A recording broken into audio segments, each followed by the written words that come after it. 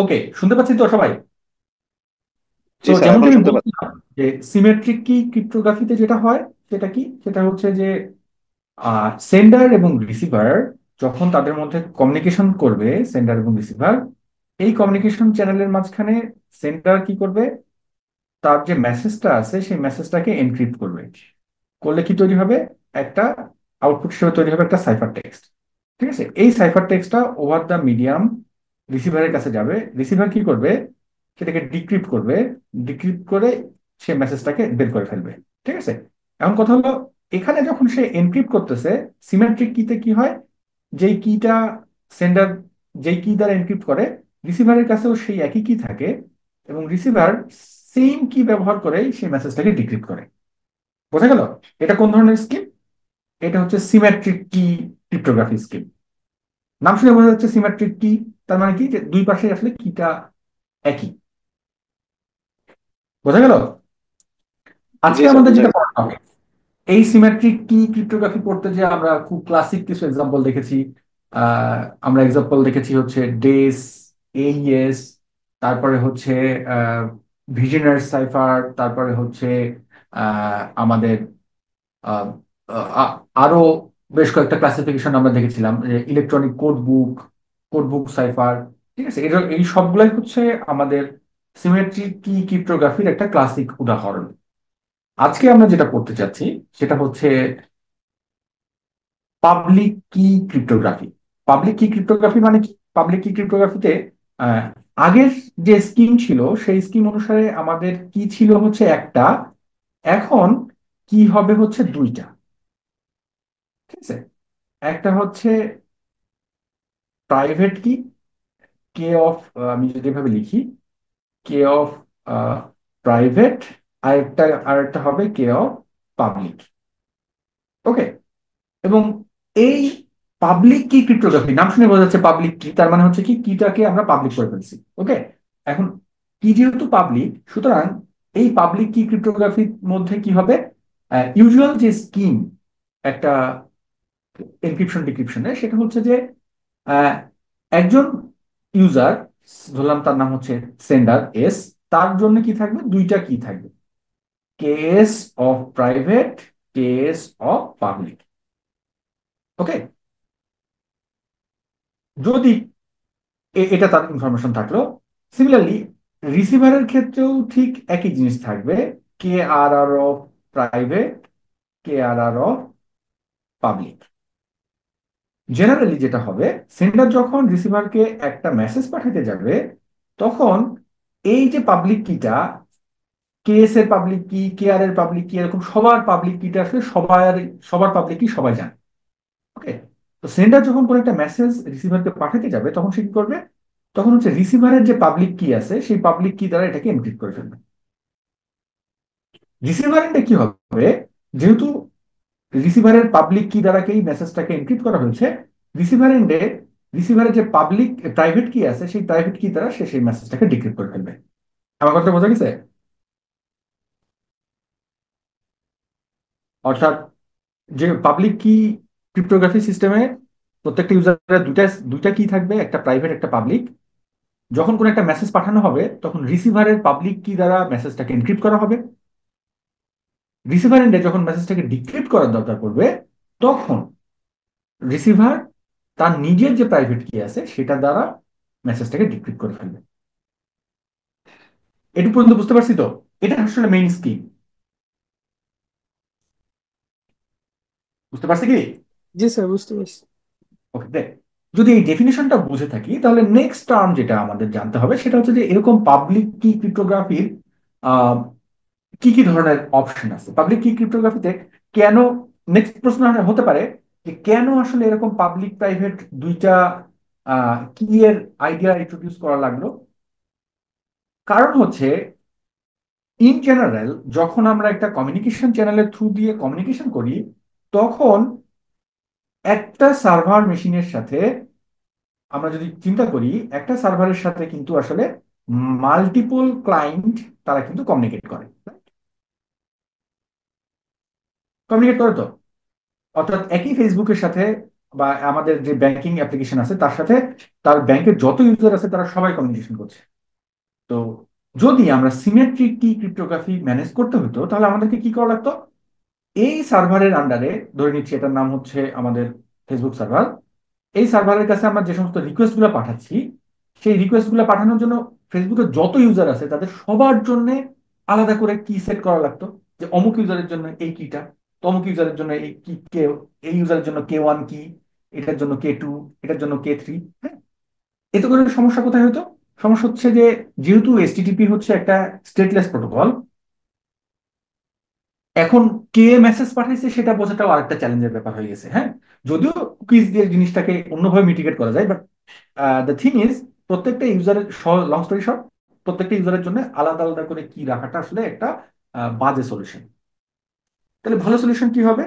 ভালো সলিউশন হবে আমরা যদি পাবলিক কি প্রাইভেট কি আর্কিটেকচারে যাই, অর্থাৎ পাবলিক কি ক্রিপ্টোগ্রাফি ফলো করি। তাহলে এই যে সার্ভারটা আছে ফেসবুকের, এই ফেসবুক সার্ভারটা কি করবে? তার একটা পাবলিক কি থাকবে, তার একটা প্রাইভেট কি থাকবে। যখন ইউজার ওয়ান কোন মেসেজ ফেসবুক সার্ভারে পাঠাতে যাবে তখন সে কি করবে? ফেসবুক সার্ভারের যে পাবলিক কি আছে সেই পাবলিক কি দ্বারা তার মেসেজটাকে এনক্রিপ্ট করবে, করার মানে রিকোয়েস্টটাকে এনক্রিপ্ট করবে, করে ফেসবুকের সার্ভারের কাছে পাঠাবে। ফেসবুক সার্ভার কি করবে? তার প্রাইভেট কি দ্বারা সেটাকে ডিক্রিপ্ট করবে। ডিক্রিপ্ট করার পর কি জানতে চেয়েছে ক্লায়েন্ট ওয়ান, সেটাকে সে প্রসেস করে দেন ফার্দার তাকে আবার রিটার্ন করে পাঠিয়ে দিবে। বোঝা গেল? So G sir. But sir, এতে করে ফেসবুক আমাদের, আমাদের জি, কি কিভাবে জানবে? আমাদের পাবলিক কি কি ফেসবুকের কাছে অ্যাভেলেবল? ফেসবুক হচ্ছে আমাদের পাবলিক কি কিভাবে জানবে এটার জন্য হচ্ছে বাই ডিফল্ট যখন আমরা প্রথমবার কোন একটা ক্লায়েন্ট, কোন একটা ক্লায়েন্ট কম্পিউটার যখন প্রথমবার ফেসবুকের সাথে যোগাযোগ করে, আমাদের যে ব্রাউজারটা আছে আর কি, সেই ব্রাউজার হচ্ছে ইন্টারনালি আমরা যদি সেটার ব্যাকগ্রাউন্ডে HTTPS প্রোটোকল ব্যবহার করি, তাহলে পুরো কমিউনিকেশনটা কিসের পার্সপেক্টিভে হবে? হাইপার টেক্সট ট্রান্সফার প্রোটোকলে হবে এবং সিকিউরড হবে। অর্থাৎ এই কমিউনিকেশন চ্যানেলের মধ্যে যতগুলো প্যাকেট যাবে প্রত্যেকটা প্যাকেটই আসলে কি থাকবে? এনক্রিপ্টেড থাকবে, তাই তো? ঠিক তো? জি স্যার। যখন প্রথমবার এই কমিউনিকেশন চ্যানেলটা স্থাপন হবে তখন আমাদের ব্রাউজার অটোমেটিক্যালি ডেফি হিলম্যান কি এক্সচেঞ্জ প্রোটোকল ডেফি হিলম্যান কি এক্সচেঞ্জ প্রোটোকল ব্যবহার করে সে আমাদের এই ব্রাউজারের সাথে একটা কি এক্সচেঞ্জ করে সেটার মধ্যে এনক্রিপশন ডিক্রিপশনের জন্য সে মোটামুটি কি গুলোকে সেট করে ফেলে। বুঝতে পারলাম কি? অর্থাৎ আমরা প্রথমবার যখন এইচটিটিপি রিকোয়েস্টটা পাঠাই, এইচটিটিপি রিকোয়েস্টটা প্রথমে যখন ফেসবুকের কাছে যায় তখন সে কি করে? সে হচ্ছে বাই ডিফল্ট নোন সার্ভারগুলোর পাবলিক কি এর ইনফরমেশন ব্রাউজারের কাছে থাকে। পরবর্তীতে যখন একটা কমিউনিকেশন শুরু হয় প্রথমেই হয় কি, যে দুজনের সাথে হচ্ছে কি এক্সচেঞ্জ করে ফেলে। কি এক্সচেঞ্জ করে ফেলার পর এরপর এনক্রিপশন প্রত্যেকবার ওই সেম ওই কি গুলার কম্বিনেশনের পার্সপেক্টিভ থেকে এনক্রিপশন ডিক্রিপশন এনক্রিপশন ডিক্রিপশন এভাবে করে করে মেসেজ তাদের মধ্যে। ওকে, স্যার, আরেকটা কোশ্চেন স্যার। জি। স্যার, পাবলিক কি প্রাইভেট কি এই দুইটা কি সবসময় ফিক্স থাকে, না কোনো কোনো সময় চেঞ্জও হতে পারে? That's a very good question. Public কি প্রাইভেট কি এর ক্ষেত্রে বাই ডিফল্ট ইউজার যেটা করেন আর কি, আহ, এটা কনটেক্সট ওয়াইজ ডিপেন্ড করে। কনটেক্সট ওয়াইজ ডিপেন্ড করে। কিছু কিছু সিস্টেমে হচ্ছে আপনার পাবলিক কি প্রাইভেট কি চেঞ্জ হয়, কিছু কিছু সিস্টেমের মধ্যে হচ্ছে পাবলিক কি প্রাইভেট কি আসলে স্ট্যাটিক থাকে। যেমন ফর এক্সাম্পল আমি যদি একটা মানে আমার নিজের জন্য একটা পাবলিক কি প্রাইভেট কি জেনারেট করতে চাই, তাহলে সেক্ষেত্রে আমাকে কি করতে হবে? আমি ইউজুয়ালি যেটা করে থাকি সেটা হচ্ছে যে আমার নিজের পাবলিক কিটাকে আমি ফিক্স করে ফেলি। ফিক্স করে ফেলার পর যখন আমি সেটাকে আমার ওয়েবসাইটের মধ্যে মাধ্যম দিয়ে আপনাদেরকে জানাই দিই, মানে আমার ক্লায়েন্টদেরকে, তখন ক্লায়েন্টরা কি করে? ইউজুয়ালি এই পাবলিক কি ব্যবহার করে আমাকে মেসেজটাকে এনক্রিপ্ট করার পর দেন সেটাকে সে পাঠায় দেয়। ঠিক আছে, এরকম ইন্ডিভিজুয়াল কেসে পাবলিক কি প্রাইভেট কি এটা হচ্ছে স্ট্যাটিক থাকে। আবার এমন কিছু কেস থাকা পসিবল যেখানে এই পাবলিক কি প্রাইভেট কিটা আসলে ডাইনামিক্যালি হচ্ছে আপনার হচ্ছে ডিস্ট্রিবিউট চেঞ্জ হওয়া হতে পসিবল। পারে। বোঝা গেছে? জি স্যার। হ্যাঁ। এখন পাবলিক কি প্রাইভেট কি যে ক্রিপ্টোগ্রাফিটা আছে এটা মূলত হচ্ছে একটা ট্র্যাপডোর কনসেপ্টে তৈরি করা হয়েছে। ট্র্যাপডোর কি জিনিস? ট্র্যাপডোর হচ্ছে আপনি এটা একটা ওয়ান ওয়ে অ্যাপ্লিকেশন টাইপের। অর্থাৎ আমরা যদি যারা কার্টুন কার্টুন টার্টুন দেখি তখন দেখতে পাবো যে বাইরের দেশে আসলে এই টাইপের বাসা খুবই অ্যাভেলেবেল। যে নিচে বেসমেন্টের উপরে সাথে একটা ছোট্ট স্ল্যাবের মতো থাকে। সে ফর এক্সাম্পল আমাদের আপনি যদি চিন্তা করেন যে সুয়ারেজ লাইন, যেটা কিনা ঢাকনাটা যদিও হুম এখানে হুম। লোহার ঢাকনা দেখে আমরা বুঝে বুঝে ফেলি, বাট চিন্তা করেন যে পুরো ব্যাপারটা যদি হচ্ছে আপনার রাস্তাটাই লোহার হতো, তাহলে কি এই লোহার ঢাকনাটা খুঁজে বের করাটা চ্যালেঞ্জিং হতো না? ঠিক তো? তো ট্র্যাপডর জি স্যার। বলতে মূলত এটা বোঝানো হয় যে আম, এখানে এখানে হচ্ছে পাবলিক কি দ্বারা আমি এনক্রিপশন করছি, এনক্রিপশন করার পর যার কাছে এই পার্টিকুলার পাবলিক কি এর এগেনস্টে প্রাইভেট কিটা আছে, সেই কেবলমাত্র এই মেসেজটাকে ডিক্রিপ্ট করতে পারবে। ওকে, বাকি কেউ এটাকে ডিক্রিপ্ট করার কোনো সুযোগ নেই। আমার কথা বোঝা গেছে? জি স্যার।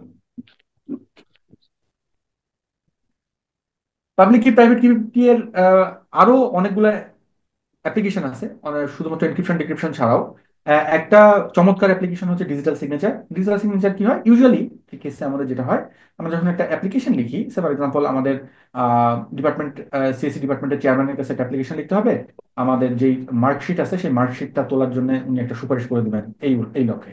তাহলে বাই কনভেনশন একটা পার্টিকুলার ডকুমেন্টের লেজিটিমেসি ডিফাইন হয় সেই পার্টিকুলার ডকুমেন্টের উপর আমার সাইন আছে কিনা, রাইট? ঠিক তো? জি জি আমাদের জি স্যার। সিগনেচারটাকে আমরা কি করি, নিজেদের মতো করে আমরা একটা সিগনেচার ড্র করি।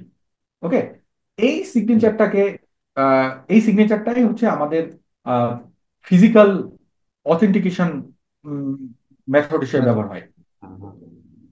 অন দ্য আদার হ্যান্ড, যখন হচ্ছে আমরা ডিজিটাল কন্টেন্ট নিয়ে ডিল করব, একটা পার্টিকুলার মেসেজ এক্সচেঞ্জ হবে বা কোনো কিছু হবে বা কোনো একটা ফাইল শেয়ারিং হবে, এই পার্টিকুলার ফাইলটা যে একটা লেজিটিমেট সোর্স থেকে আসছে সেটা বোঝার জন্য কি দরকার পড়ে, ডিজিটাল সিগনেচার দরকার পড়ে। ঠিক আছে, ডিজিটাল সিগনেচার কি আসলে? ডিজিটাল সিগনেচার হচ্ছে হ্যাশিং উইথ পাবলিক কি ক্রিপ্টোগ্রাফি। ঠিক আছে, তো এটা নিয়ে আমরা সামনের দিকে পড়বো। হোপফুলি আগামী লেকচারের পরের লেকচারে হয়তো ডিজিটাল সিগনেচার আসবে। তো তখন আমরা দেখবো আর কি যে কিভাবে করে ডিজিটাল সিগনেচারে আমরা মোটামুটি এই encryption mechanism with hashing apply করে একটা পার্টিকুলার ডকুমেন্টের লেজিটিমেসি আইডেন্টিফাই করতেছি। আপনারা কি ডকুসাইনের সাথে পরিচিত এমন কেউ আছেন? ডকুসাইন অথবা হচ্ছে ডি নথি? না স্যার। আচ্ছা, যেটা হচ্ছে যে রাইট নাও, এটা আমার রাইট নাও বলা ঠিক হবে না। এই ইনিশিয়েটিভটা বেশ খানিকটা আগের ছিল, বা ডিউরিং দ্য কোভিড পুরা যতগুলো ইনস্টিটিউশন আছে ওই টাইমটাতে তো আসলে ফিজিক্যালি কোনো একটা ডকুমেন্ট পাঠানোটা চ্যালেঞ্জিং ছিল, রাইট? হুম। ঠিক তো? এই এই টাইমটাতে ডিজিটাল নথি, ডকুসাইন, তারপরে হচ্ছে আর ই সাইন অথবা এই টাইপের বেশ কয়েকটা অর্গানাইজেশন তৈরি হয়েছে যারা কি করছে, যারা হচ্ছে যে ফিজিক্যাল পেপার ট্রান্সফারের যে ব্যাপারগুলো ছিল সেগুলো ক্ষেত্রে অটোমেট করে ফেলছে। অটোমেট করার ফলে যেটা হয় যে, ফর এক্সাম্পল, আপনি আহ, আপনি হচ্ছেন আপনার একাডেমিক ট্রান্সক্রিপ্ট তুলতে চাচ্ছেন। একাডেমিক ট্রান্সক্রিপ্ট তুলতে গেলে জাহাঙ্গীরনগরের যেটা কনভেনশন সেটা হচ্ছে যে আপনাকে প্রথমে যেতে হবে হচ্ছে হলে। হল থেকে আপনাকে একটা ক্লিয়ারেন্স নিতে হবে। নেয়ার পর আপনাকে ডিপার্টমেন্ট থেকে একটা ক্লিয়ারেন্স নিতে হবে। ডিপার্টমেন্ট থেকে ক্লিয়ারেন্স নেওয়ার পর আপনাকে লাইব্রেরি থেকে একটা ক্লিয়ারেন্স নিতে হবে। নেওয়ার পর দেন ফাইনালি আপনি যখন এই সবগুলা ক্লিয়ারেন্স নিয়ে পরীক্ষা অফিসে জমা দিবেন, পরীক্ষা অফিসে যখন জমা দিবেন তখন তারা বলবে যে আপনার যেহেতু সব ডিউ ক্লিয়ার আছে, এখন আপনাকে একটা ট্রান্সক্রিপ্ট ইস্যু করা যেতে পারে। ঠিক আছে, তো এটা হচ্ছে ফিজিক্যালি এই কাজটা হয় কিভাবে, একজন স্টুডেন্টকে মোটামুটি এরকম তিনটা চারটা জায়গাতে হার্ড কপি অ্যাপ্লিকেশনটা নিয়ে দৌড়াদৌড়ি করতে হয়। সেখান থেকে বিভিন্ন এন্টিটি, যে সমস্ত প্রধানরা আছেন, তারা সেই ডকুমেন্ট আপন ভেরিফিকেশন সেটাকে সাইন করে দেন, এবং সেই সাইনটা একটা পর একটা হইতেই থাকে। তো ওরা যেটা চিন্তা করেছে যে এরকম কমপ্লেক্স কমপ্লেক্স প্রসেস কিন্তু আসলে সব দেশেই আছে, যে একটা মাল্টি লেভেল হায়ারার্কি ফলো করবে আর কি। লোয়ার লেভেল থেকে ক্লিয়ারেন্স, তারপরে আস্তে আস্তে ক্লিয়ার করতে করতে সব উপরের দিকে যাবে আর কি। তো এই ধরনের সিচুয়েশনে তারা পুরো ডিজিটাল ডকুমেন্টটাকেই আহ এমন ভাবে করে ডিজাইন করেছে যেখানে এরকম হায়ারার্কিক্যাল অথরাইজেশন অ্যাপ্রুভাল সিস্টেম আছে। ঠিক আছে, তো যেটা কিনা আসলে ডিজিটাল সিগনেচারের একটা আহ, ব্যাপক রকমের অ্যাপ্লিকেশন।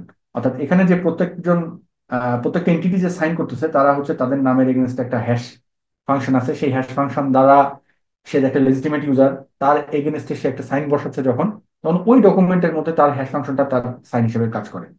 ঠিক আছে, few days back I want to share a serious incident with you.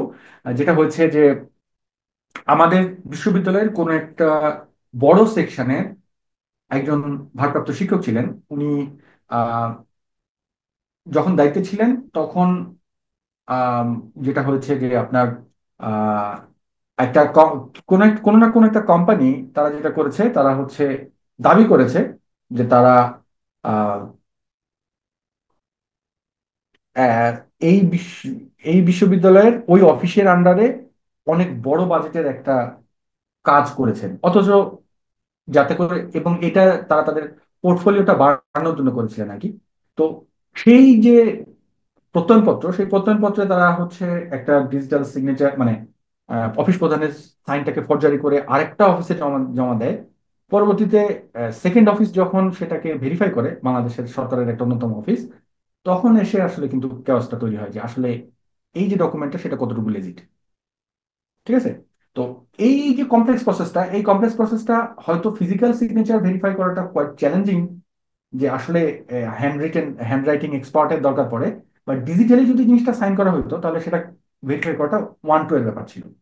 ঠিক আছে? তো এই ভিশনটাকে মাথায় রেখেই মোটামুটি বাংলাদেশ সরকারও এই সিমিলার টাইপের একটা ইনিশিয়েটিভ শুরু করেছে, ডি নথি নামে। যারা পাবলিক সার্ভিসে আছেন তারা জানবেন যে এখন মোটামুটি ছুটি টুটির অ্যাপ্লিকেশন করার ক্ষেত্রে ডি নথি, বা অফিস অর্ডার পাঠানোর ক্ষেত্রে ডি নথি বেশ ভালো ব্যবহার হচ্ছে। ওকে। সো আমরা যেটা বলছিলাম যে পাবলিক কি ক্রিপ্টোগ্রাফির একটা অন্যতম এক্সাম্পল হচ্ছে digital signature. Now the question is, how can we manage public কি ক্রিপ্টোগ্রাফি, অর্থাৎ স্যার আমার একটা কোশ্চেন আছে স্যার। জি যেমন। স্যার আমরা হচ্ছে অ্যাডোবি অ্যাক্রোবাট ইউজ করি অনেক সময়, যেটার মধ্যে চাইলে ডিজিটাল সিগনেচার বসানো যায়। বসানো যায়, রাইট। হ্যাঁ, তো ওইটা আসলে কিভাবে কাজ করে, মানে আমি একটা সফট কপির মধ্যে কিভাবে আমার ডিজিটাল সিগনেচারটা বসাচ্ছি আর ওটা ভেরিফিকেশন বা কিভাবে হচ্ছে, আচ্ছা এটা আচ্ছা, মানে ব্যাপারটা আমি বোঝাবেন আর যদি কি। এটার বুঝটা হচ্ছে, আমরা ডিজিটাল সিগনেচারের ক্লাসে খুব ক্লিয়ারলি দেওয়ার চেষ্টা করব। ক্লিয়ারলি আন্ডারস্ট্যান্ডিং হয়ে যাবে আপনার যে কিভাবে করে ডিজিটাল সিগনেচারটা হয়। আজকে আমি যদি একটু শর্টে বলার চেষ্টা করি, সেটা হচ্ছে, ফর এক্সাম্পল আপনার কাছে একটা ডকুমেন্ট আছে D1। ওকে। এই ডকুমেন্টটার মধ্যে আপনার একটা নির্দিষ্ট জায়গা আছে সাইন করার। আপনি সেই জায়গাটাতে কি করলেন, আপনার ডিজিটাল সিগনেচার অ্যাডোবি থেকে অ্যাড করে দিলেন। হ্যাঁ, অ্যাড করে রাইট। দেওয়ার সাথে সাথে যেটা হয়, এখানটাতে একটা হ্যাশ ফাংশন জেনারেট হয়। ঠিক আছে? হ্যাঁ হ্যাঁ। পরবর্তীতে যখন সেম ফাইলটা আপনি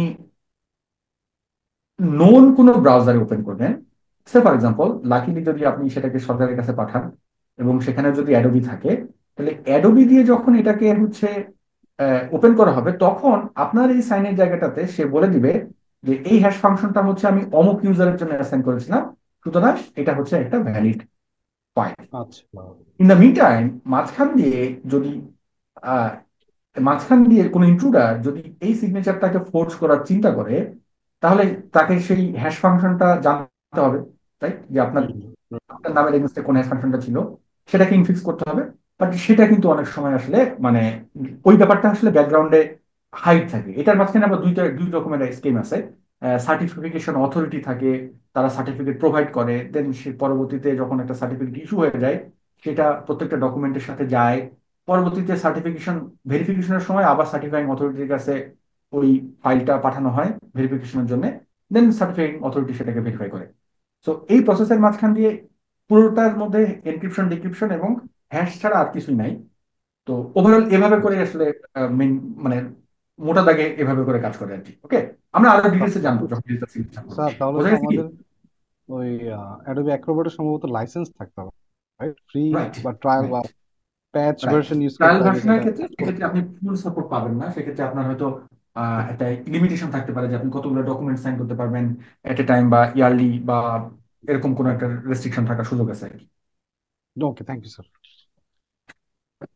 বাট আপনি যদি প্রফেশনাল ভার্সন কেনেন, তাহলে সেটা আপনি যতদিন পর্যন্ত আপনার লাইসেন্স কি থাকবে ততদিন পর্যন্ত সেটা পারচেজ করবেন।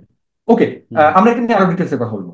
সো নেক্সট কথা হচ্ছে যে পাবলিক কি ক্রিপ্টোগ্রাফি আমরা কিভাবে করে করতে পারি। পাবলিক কি ক্রিপ্টোগ্রাফি করার জন্য আমরা মোটামুটি দুইটা স্ট্র্যাটেজি দেখবই। একটা হচ্ছে ন্যাপস্যাক স্ট্র্যাটেজি। ন্যাপস্যাক স্ট্র্যাটেজি হচ্ছে কি, এটা একটা ক্লাসিক প্রবলেম। ক্লাসিক প্রবলেমটা হচ্ছে কিরকম, কোত্থেকে আসলো? প্রবলেমটা আসছে এভাবে করে, আহ, একজন আহ,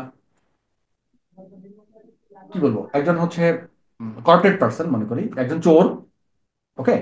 সে কি করছে, সে হচ্ছে একটা ন্যাপস্যাক, মানে একটা থলে নিয়ে এক গেরস্তের বাসায় চুরি করতে ঢুকছে। ওকে, ঠিক আছে তো? জি স্যার। এখন এই গৃহস্থের বাসায় অনেকগুলো প্রোডাক্ট আছে, ঠিক তো? এই প্রোডাক্ট, এটা P1, P2, P3, P4, ওকে। এবং প্রত্যেকটা প্রোডাক্টের আবার একটা ওয়েট আছে,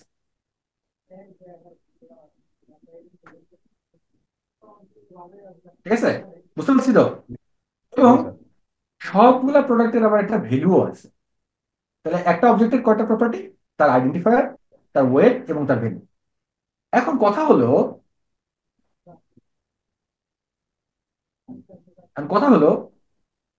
চোর যখন প্রোডাক্ট চুরি করার চিন্তা করবে তখন তার টার্গেট কি থাকবে? তার টার্গেট থাকবে হচ্ছে যে এমন সব আইটেম গুলা নেয়া যাদের ভ্যালু হচ্ছে, যাতে করে সবগুলো আইটেম তাদের হচ্ছে তার এই ন্যাপস্যাকের মধ্যে আটে এবং সেখান থেকে তার প্রফিট ম্যাক্সিমাইজ হয়। ওকে।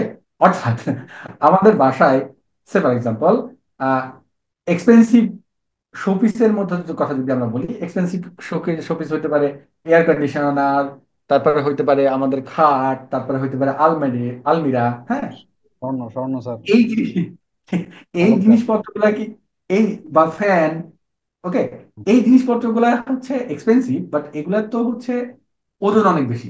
একটা চোরের পক্ষে কি জি একটা স্যার। খাট চুরি করে নিয়ে যাওয়া সম্ভব? ইটস না কোয়াইট স্যার। Difficult, right?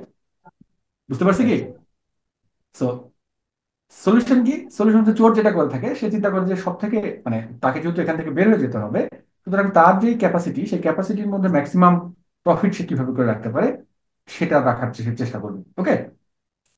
ঠিক এই আইডিয়াটাকেই এনক্রিপশন ডিক্রিপশনে ব্যবহার করা হয়েছে। এটা একটা classic algorithmic problem, knapsack problem, যেটাকে আমরা ডাইনামিক প্রোগ্রামিং দ্বারা সলভ করতে পারি। ঠিক আছে? ডাইনামিক প্রোগ্রামিং ব্যবহার করার দরকার কেন, সেটা that's not the scope of this course, but the thing is, আমরা যদি এই প্রবলেমটাকে এখন এভাবে করে চিন্তা করি, আহ, এভাবে করে চিন্তা করি যে সেটা হচ্ছে যে একটা ন্যাপস্যাকের জায়গায় আমাদের কাছে কি বলে দেওয়া আছে, একটা সামেশন বলে দেওয়া আছে এস, যেটা একটা ফিক্সড ভ্যালু, এবং আমাদের কাছে কি আছে, সেট অফ ওয়েটস আছে। ওকে। এখন আমরা কি করতে চাই? আমরা হচ্ছে সেই এই ওয়েট, এই সামেশনটাকে এখানে যে ওয়েট গুলো আছে সেই তাদের যোগফল আকারে প্রকাশ করতে চাই। ওকে। তার মানে কি দাঁড়াচ্ছে, ন্যাপস্যাক প্রবলেমটাকে যদি আমরা ম্যাথমেটিক্যালি ডিফাইন করার চেষ্টা করি, given a set N weights W0 to Wn-1 and a summation s, যেটা কিনা ন্যাপস্যাকের size, we have to find AI belongs to 0 and 1, অর্থাৎ AI এর ভ্যালু 0 অথবা 1 হতে পারবে, অর্থাৎ একটা পার্টিকুলার ওয়েট আমরা নিব অথবা নিব না। 0 মানে হচ্ছে নিচ্ছি না, 1 মানে হচ্ছে নিব। ওকে। দেন আমাদেরকে বের করতে হবে এস ইকুয়াল টু এই, যাতে করে এই ইকুয়েশনটার সমান হয় আর কি। অর্থাৎ এটাকে যদি আমরা আরো সিম্পলিফাই করে বলার চেষ্টা করি, তাহলে আমরা কি করতে যাচ্ছি? আমরা একটা সাবসেট সাম প্রবলেম সলভ করতে যাচ্ছি। সাবসেট সাম কি? অর্থাৎ একটা সামেশন দেওয়া আছে এবং একটা সেট দেওয়া আছে পি, পি এর মধ্যে সেট অফ এলিমেন্টস আছে। এই এলিমেন্ট গুলাকে নিয়ে আমরা যোগ করতে চাই যাতে করে তাদের যোগফলটা এস এর সমান হয়। এটা হচ্ছে আমাদের টার্গেট। ওকে। বুঝতে পারছি তো? স্যার, বুঝি নাই কিন্তু এই কাজটা কেন করতেছি স্যার? মানে যে এই কাজটা ভ্যালুগুলো কেন আছে করতেছি পি। কারণ এই কাজটা কেন করতেছি কারণ হচ্ছে আমরা এনক্রিপশন করতে চাই। এনক্রিপশন করতে চাই কিভাবে করে? ক্লাসিক ন্যাপস্যাক প্রবলেমটা কি বুঝতে পেরেছেন নাকি না পারেননি? ন্যাপস্যাক বুঝছি যে যেই জিনিসটার ভ্যালু বেশি আমরা ওই ভ্যালু যতটুকু সম্ভব, মানে চোর তো চাইবে যে ভ্যালু আলাদা জিনিসগুলো বেশি রাখতে। ম্যাক্সিমাইজ করা, তাই হ্যাঁ, তো? ম্যাক্সিমাইজ। ঠিক আছে, ফাইন, জি। এই প্রবলেমটা বুঝতে পারছি আমরা। নেক্সট প্রবলেম এটা হচ্ছে, বুঝছি। এটা বুঝছি, নেক্সট হচ্ছে সাবসেট সাম প্রবলেমটা কি বুঝতে পারছি? না, ক্লিয়ার না স্যার। সাবসেট সাম প্রবলেমটা হচ্ছে জাস্ট ন্যাপস্যাক প্রবলেমটাকে একটু ম্যাথমেটিক্যালি যদি আমরা ড্রাইভ করার চেষ্টা করি, সেটা হচ্ছে কি, যে এখানে আমাদের কাছে একটা সামেশন থাকবে, অর্থাৎ একটা ভ্যালু থাকবে, এটা হচ্ছে আমাদের ন্যাপস্যাকের সাইজ। আমাদেরকে কি করতে হবে? মনে করেন যে এখানে আমাদের এই ভ্যালুয়েবল আইটেমস গুলো আছে, ঠিক আছে? জি আমাদেরকে জি। এমন ভাবে করে আইটেমস গুলোকে নিতে হবে যেন এই আইটেম এটা গুলোর সমান। যোগফল এটার কাছাকাছি হয়। আ- আচ্ছা আচ্ছা আচ্ছা, বুঝতে পারছি স্যার। বুঝতে পারছে কি? তাহলে সেই ক্ষেত্রে কি স্যার আমরা বড় ভ্যালুগুলো নিব আগে নাকি হ্যাঁ, ছোটগুলো বড় দিয়ে? That's a very good question. এটার উপরে বেস করে আহ, দুই টাইপের স্ট্র্যাটেজি আসছে। একটা স্ট্র্যাটেজি হচ্ছে 0-1 ন্যাপস্যাক, আরেকটা স্ট্র্যাটেজি হচ্ছে যে আপনার ফ্র্যাকশনাল ন্যাপস্যাক। আচ্ছা। ফ্র্যাকশনাল ন্যাপস্যাকের ক্ষেত্রে যেটা হয় যে আপনার, আমরা কোনো একটা পার্টিকুলার বড় ডিভাইসের হাফ পর্যন্ত নিতে পারি। হাফ পর্যন্ত নিলে কি হয়, যে ওভারঅল যখন আমরা সামেশন করার চেষ্টা করি তখন হচ্ছে ম্যাক্স সব থেকে মোস্ট ভ্যালুয়েবল জিনিসটার বেশি পরিমাণ নেওয়ার চেষ্টা করি, এরপর কমগুলাকে নিই। বাট হুম এটা সবসময় অপটিমাল সলিউশন না। এমন সিচুয়েশন হুম হতে পারে যে সব থেকে ভ্যালুয়েবল জিনিসটার ওজন হয়তো সব থেকে বেশি, বাট আপনি যদি ছোট ছোট অন্যান্য আরো বেশি জিনিস নেন, তাতে করে আপনার ওভারঅল প্রফিট ম্যাক্সিমাইজ হবে আপনার ন্যাপস্যাকের সাইজ অনুযায়ী। ঠিক আছে? আচ্ছা এই ধরনের প্রবলেম, ক্লাসিক ন্যাপস্যাক যে প্রবলেমটা, সেটা হচ্ছে একটা এনপি কমপ্লিট প্রবলেম। এদের হচ্ছে পলিনোমিয়াল সলিউশন আছে আন্ডার সাম কনস্ট্রেইন্ট। অর্থাৎ এই প্রবলেমটার 100% মানে মানে ডেফিনিট সলিউশন, ইনফাইনাইট ডোমেনের জন্য এরকম কোনো সলিউশন নাই। ঠিক আছে? একটা নির্দিষ্ট আচ্ছা কম্প্রেসড ইনপুট সেটের জন্য তার একটা নির্দিষ্ট সলিউশন আছে আর কি। হ্যাঁ, ইউজুয়ালি এটাকে সলভ করার জন্য ডাইনামিক প্রোগ্রামিং অ্যাপ্রোচ অ্যাপ্লাই করা হয়। অর্থাৎ দেখেন, আমরা আমাদের টার্গেটটা কি? টার্গেট হচ্ছে 302 বানাবো। এই 302 বানাইতে যে আমাদেরকে কি করতে হবে, এই যে এখানে যে ভ্যালুগুলো আছে সেই ভ্যালুগুলোর যোগফল আকারে যেন আমরা 302 কে বানাইতে পারি। তাহলে অ্যালগোরিদমিক অ্যাপ্রোচ কি হবে আপনার? কাকে আপনি আগে নেবেন? 141 কে আগে নিলেন। 141 কে নিলে তো সেটা 102, বাকি নাম্বারগুলো 302 এর সমান নাও হতে পারে। সুযোগ আছে না এটা? জি স্যার আছে তো? তাহলে এখন আমাদেরকে কি করতে হবে? আমাদেরকে অল পসিবল কম্বিনেশন চিন্তা করতে হবে। অল পসিবল কম্বিনেশন মানে কি? মানে এই এই তিনটা নিয়ে, অথবা এইটা এইটা, এইটা এই চারটা নিয়ে, পাঁচটা নিয়ে, ছয়টা নিয়ে, সাতটা নিয়ে, আটটা নিয়ে, সবগুলার অল পসিবল কম্বিনেশন। যেহেতু এখানে নাম্বার অফ ভিজিট আছে হচ্ছে 8টা, এবং প্রত্যেকটা বস্তু আইদার আমরা নিতে পারি অথবা না নিতে পারি, সুতরাং জিনিসটাকে যদি আমরা বিটওয়াইজ চিন্তা করি, তাহলে আমাদের এরকম 8টা ঘর আছে। 1 2 3 4 5 6 7 8, এরকম 8টা ঘর আছে। এই 8টা ঘরে পসিবল অপশন হচ্ছে আইদার নিব না অথবা নিব না, অর্থাৎ দুইটা করে অপশন আছে। তাহলে ওভারঅল আমাদের টোটাল কম্বিনেশন হতে পারে 2 টু দি পাওয়ার 8টা, মানে কত? 256টা। ঠিক আছে? এই 256 অল পসিবল কম্বিনেশন, অর্থাৎ 00 থেকে শুরু করে 256 পর্যন্ত যদি অল পসিবল নাম্বার গুলোকে আমরা জেনারেট করি, তখন এখানে 01 এর কম্বিনেশন আসবে না? আসবে তো? আসবে স্যার হ্যাঁ, এই কম্বিনেশনের পার্সপেক্টিভে যেখানে যেখানে ওয়ান আছে, শুধু সেই সেই কয়টা সামেশনকে নিয়ে আমরা চেক করে দেখবো যে আমাদের ভ্যালুটা 302 এর সমান হয় কিনা। ঠিক তো? আচ্ছা যদি জি স্যার এটাই হচ্ছে সাবসেট সামের কিন্তু ক্লাসিক সলিউশন। হ্যাঁ, ব্রুট ফোর্স আচ্ছা সলিউশন। যে বুঝতে 8টা পারছি আইটেম নিলে তাহলে আমাদেরকে কতগুলো লুপ চালানো, মানে কতগুলো ইটারেশন চালানো লাগছে? 256টা। সুতরাং এনটা যদি আমাদের আইটেম থাকে, তাহলে ওভারঅল সলিউশনের কমপ্লেক্সিটি কত যাবে? 2 টু দি পাওয়ার এন। যদি বলেন 2 টু দি পাওয়ার এন মানে কি? 32টা আইটেম থাকলে 2 টু দি পাওয়ার 32 মানে অনেক বড় সংখ্যা। এটাকে আসলে কম্পিউটেশনাল ক্যাপাসিটি দিয়ে যদি আমরা সলভ করতে চাই, ব্রুট ফোর্স করলে তাহলে অনেক সময় লাগে অনেক সময় লেগে যাবে, রাইট? বুঝতে পারছি তো নাকি এটুকু? জি স্যার তাহলে এটা একটা স্যার তাহলে কমপ্লেক্স এখানে প্রবলেম, এই এক্সাম্পলে ধরনের বলছে প্রবলেম। যে ওয়েটস আর সরি। ভ্যালুর মধ্যে তাহলে পার্থক্য কি স্যার? এই যে এখানে ওয়েটস বলা আছে আচ্ছা, মানে হ্যাঁ মানে 62 ওটা 93 রাইট। এখানে আহ, এখানে হচ্ছে আমরা ন্যাপস্যাক প্রবলেমটা যখন বলেছি, তখন ক্লাসিক ন্যাপস্যাক প্রবলেমটার মধ্যে ভ্যালু ছিল, ওয়েট ছিল। ঠিক আছে? হ্যাঁ আচ্ছা এই প্রবলেমটার মধ্যে থেকে আরেকটা নতুন প্রবলেম বের হয়ে আসছে, যেটার মধ্যে স্যার ওয়েট আছে এবং সামেশন আছে। আমাদেরকে এই ওয়েট গুলার যোগফল আকার, সামেশনটাকে ওয়েট গুলার যোগফল আকারে প্রকাশ করতে হবে। এটা হচ্ছে আমাদের টার্গেট। আচ্ছা আচ্ছা বুঝতে পারছি ওকে, বুঝতে পারছি তো? জি স্যার স্যার ওকে। এখন এখানে যে সামেশনটা আছে সবসময় কি সামেশনের সমানই হইতে হবে নাকি বেশিও নেওয়া যাবে বা একটু আহ, কমও নেওয়া যাবে? এক্ষেত্রে রাইট, আমরা এখন ন্যাপস্যাকের যেই ভার্সনটা নিয়ে আমরা কথা বলতে যাচ্ছি, এই ভার্সনটাতে হচ্ছে সামেশনটা সমান হইতে হবে ওয়েট গুলার যোগফল।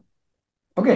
এবং সেটার জন্য এক্সিস্টিং যে অ্যালগোরিদম আমাদের কাছে সব থেকে বেস্ট অ্যালগোরিদম, সেটা রান করে হচ্ছে 2 to the power n times. হুম, অর্থাৎ হুম। 32টার বেশি আইটেম থাকলে এটা আসলে হ্যাং করে যাবে, কাইন্ড অফ এরকম একটা সিচুয়েশন। ঠিক আছে? বুঝতে পারছি আচ্ছা তো কেন হ্যাং করবে? জি স্যার Okay.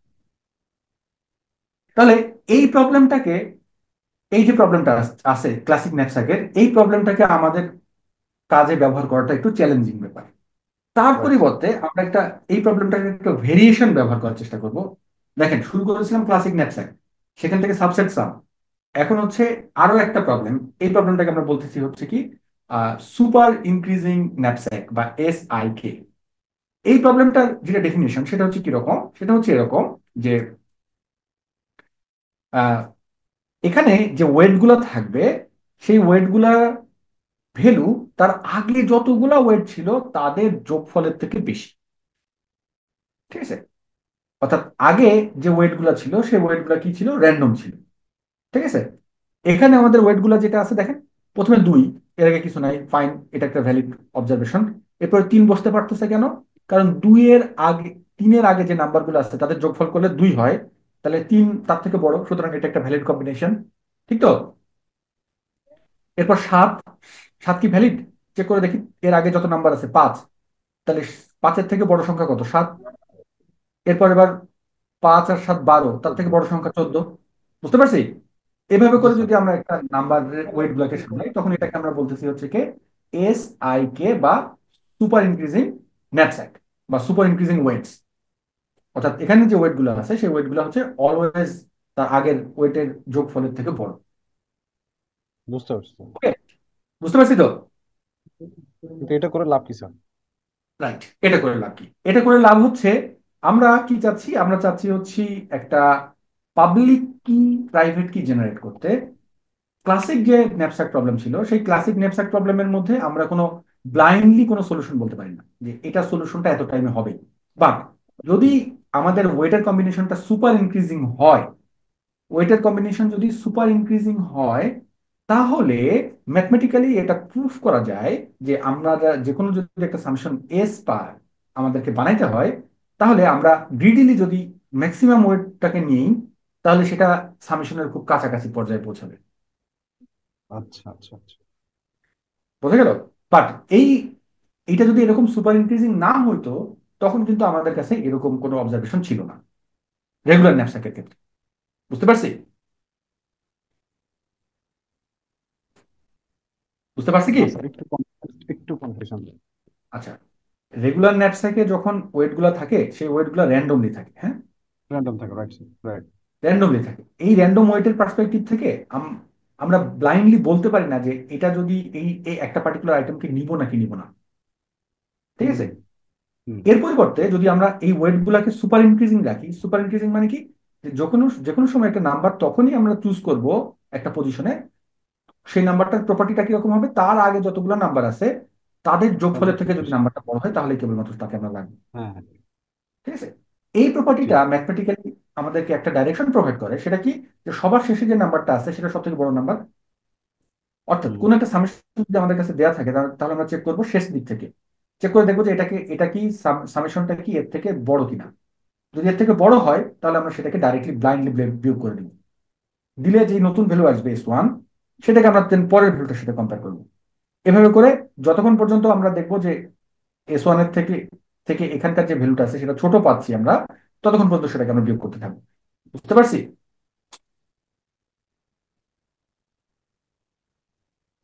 হুম। তার মানে স্যার আমাদের যে সামেশনটা দেয়া থাকবে সেটা হচ্ছে আমরা পিছন থেকে যেটা সবচেয়ে বড় সামেশনটার, যদি ওই পিছনে যে নাম্বারটা আছে ওটা থেকে ছোট হয় তাহলে আমরা, সরি, বড় হয় তাহলে মাইনাস করতে থাকবো। রাইট, এবং এতে করে আচ্ছা। আমরা খুব গ্রিডিলি মোটামুটি অপটিমাল সলিউশনের খুব কাছাকাছি পৌঁছে যাবো। ওকে, ওকে স্যার। বুঝতে পারলাম কি? আই গেস ম্যাথ করলে আরো সহজে বোঝা যাবে বিষয়টা। ম্যাথ করলে একটা সহজ বোঝাবে, রাইট। তাহলে এটা হচ্ছে super increasing knapsack, SIK।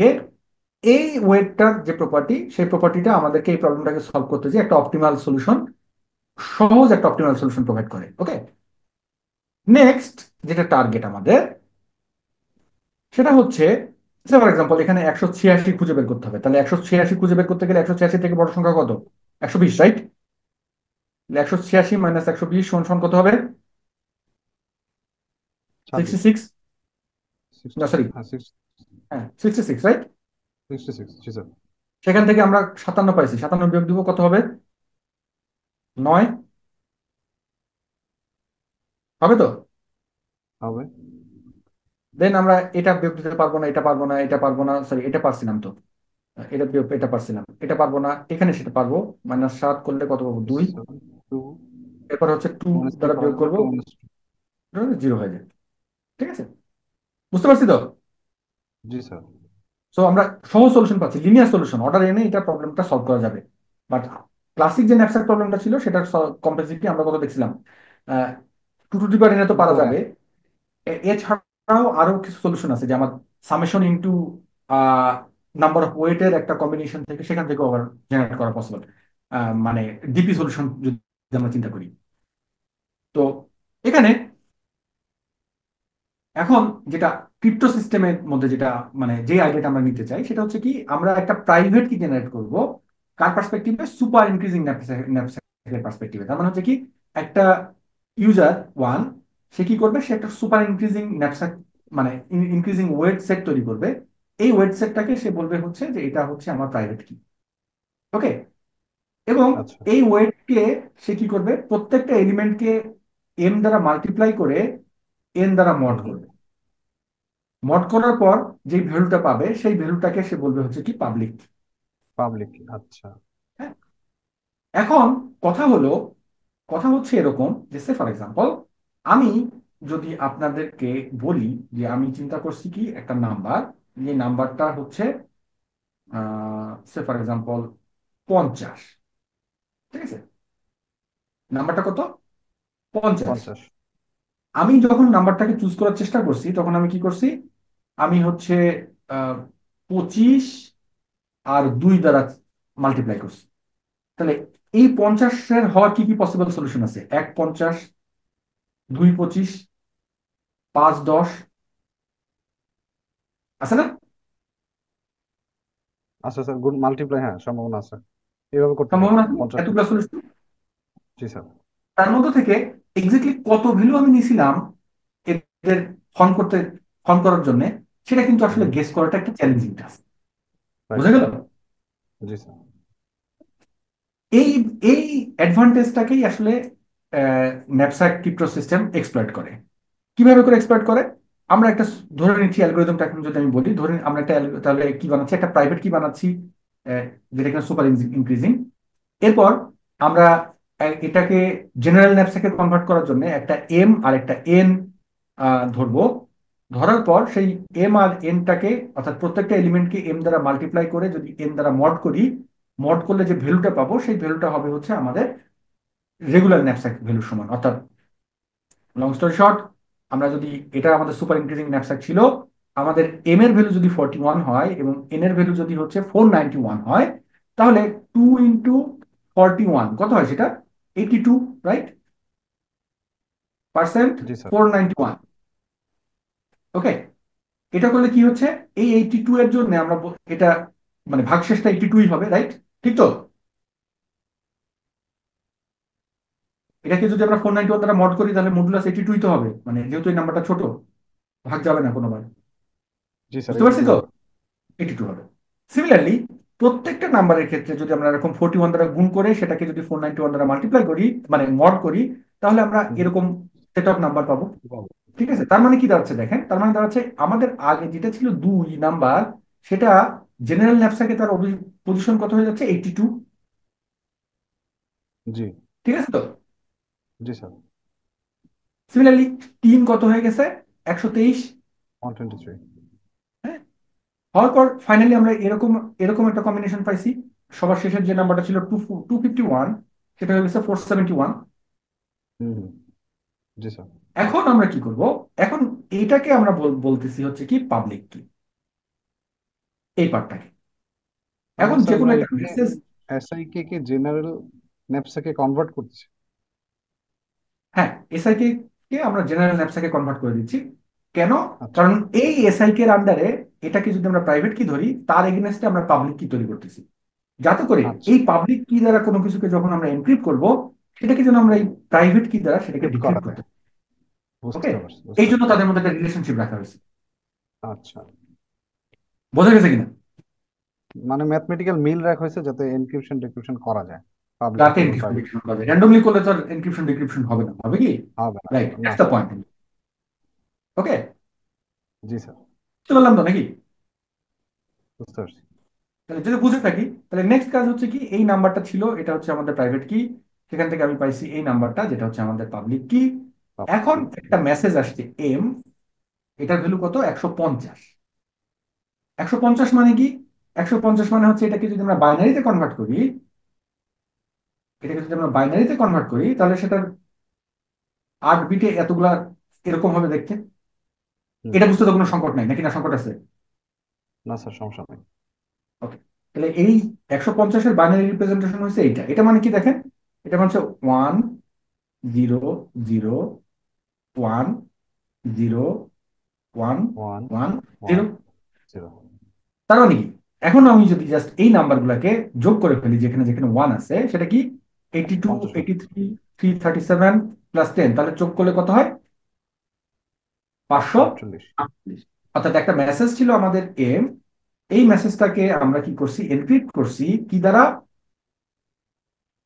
রিসিভারের public কি দ্বারা। করার পর কি পাইছি? একটা সাইফার টেক্সট পাইছি, which is like 5 4 which is 8। 548। হুম। ঠিক আছে, এখন কি কাজ আমাদের? এখন কাজ হচ্ছে এই 548 থেকে আমরা এই নাম্বারটা মানে 150-এ ব্যাক করতে পারি কিনা।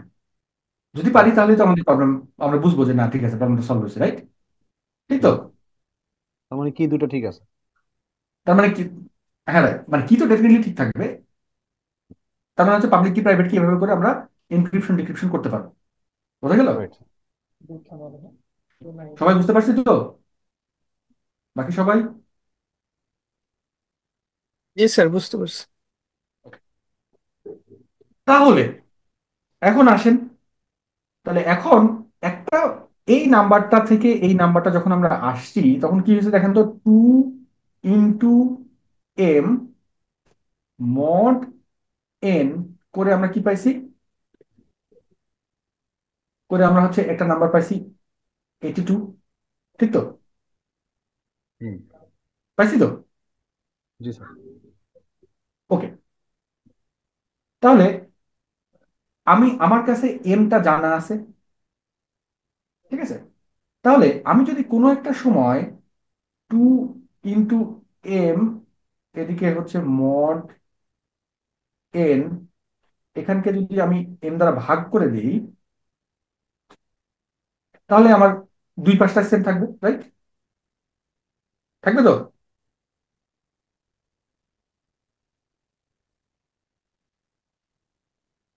করতে পারি তো আমরা, নাকি না পারি না? জি স্যার। এখানে এখানে যদি m দ্বারা গুণ করি, তাহলে দুই পাশে m দ্বারা ভাগ করলে কি কি দাঁড়াচ্ছে দেখেন তো, 2 mod n সমান সমান 82 m - 1 mod n। এই জিনিসটা কি? m - 1, এই জিনিসটাকে বলা হয় হচ্ছে modular inverse. Okay, what is modular inverse? একটা নাম্বার যদি m হয়, সেটা মড n যদি একটা নাম্বার হয়, তাহলে m - 1 এর ভ্যালু কত হবে? সূত্র আছে, সূত্র আছে কি, যে m - 1 সমান সমান হচ্ছে m(-1 = 1 mod n। তার মানে কি? তার মানে হচ্ছে এমন একটা নাম্বার m, সেটাকে আমরা যদি m - 1 দ্বারা মাল্টিপ্লাই করি, মাল্টিপ্লাই করার পর যদি সেটাকে আমরা যদি n দ্বারা মড করি, তাহলে ভাগশেষ হবে হচ্ছে, তাদের ভাগশেষ হবে হচ্ছে 1, প্রোভাইডেড দ্যাট m এবং n দুজনই হচ্ছে কোপ্রাইম। এটা একটু নাম্বার নাম্বার থিওরিটিক ব্যাপার, এবং এই ব্যাপারটা হচ্ছে একটু আপাতত মানে মুখস্থ করে রাখি, কারণ এটা আগে থেকে জানার ব্যাপার ছিল আর কি। ওকে, ওকে স্যার। বুঝতে পারছি তো? এবং এটা ম্যাথমেটিক্যালি প্রুভেন। তাহলে আমাদের টার্গেট হচ্ছে কি? আমাদের টার্গেট হচ্ছে এই m - 1টা খুঁজে বের করা। m - 1টা কত সেটা কি, মানে দেখেন, রেগুলার প্রবলেমের সাথে এখানে কেন m - 1টা এত বড় প্রবলেম হয়ে গেল? কারণ একটা নাম্বারের সাথে m গুণ করার পর nটাকে আমরা মড করেছিলাম, হ্যাঁ? যদি এই n মডটা না থাকতো, তাহলে ডাইরেক্ট বাই m করে দিলেই তো আমাদের কাজ হয়ে যেত। ঠিক তো? বুঝতে পারছি তো? বা যেহেতু মডুলাইজ করা হয়েছে, মডুলাইজ করা হলে নাম্বারটা আসলে কোন দিকে যাবে সেই ব্যাপারটা কিন্তু আসলে একটু আনসার্টেন। ডাইরেক্ট যদি ডিভিশন হইতো, তাহলে কিন্তু ডাইরেক্ট আমরা মানে মাল্টিপ্লিকেশন হইতো মডুলাস ছাড়া, তাহলে কিন্তু ডাইরেক্ট ভাগ করে দিলে আমরা রাইট প্রবলেমটা পেয়ে যেতাম, পাইতাম কিনা? জি স্যার। বুঝতে পারছি তো? তাহলে এম ইনভার্সটা পাওয়ার উপায় কি? এম ইনভার্স পাওয়ার উপায় হচ্ছে, আমরা এখন দুই রকমের সলিউশন আছে। একটা সলিউশন হচ্ছে ব্রুট ফোর্স সলিউশন। সেটা কি? সেটা হচ্ছে আমাদের এম এর ভ্যালু আমরা ধরেছিলাম m = 41। তাহলে m - 1 হবে হচ্ছে এমন একটা সংখ্যা, যেই সংখ্যাটার সাথে ধরলাম পি, যেই সংখ্যাটার সাথে পি যদি আমরা মাল্টিপ্লাই করি করে যদি মড করি এন দ্বারা, তাহলে ভাগফল আসবে, মানে ভাগশেষ আসবে হচ্ছে ওয়ান, আউটপুট পাবো ওয়ান। ওকে, এটা সূত্র। তার মানে কি? তার মানে এখন আমরা এই পি এর উপর লুপ চালাবো। লুপ চালায় 1 থেকে 100 পর্যন্ত যতগুলো নাম্বার সবার সাথে মাল্টিপ্লাই করে এরপরে এন দ্বারা মড করব, মড করে দেখবো যে ভাগশেষ ওয়ান হয় কিনা। যদি ভাগশেষ ওয়ান পাই তাহলে প্রথম যে নাম্বারটা আমরা পাইছি সেটাই হচ্ছে আমাদের ডিজায়ার পি, মানে M-1। ওকে, বুঝতে পারছি তো? তাহলে এরকম মাল্টিপ্লাই করতে থাকলে এই ব্রুট ফোর্স সলিউশন অনুসারে আমরা দেখতে পাবো যে 41,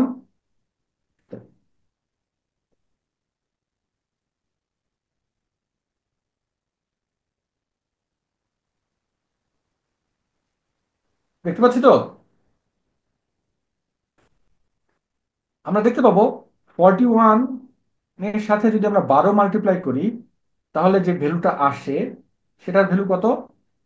কত হবে বলেন তো 41 এর সাথে 12 মাল্টিপ্লাই করলে?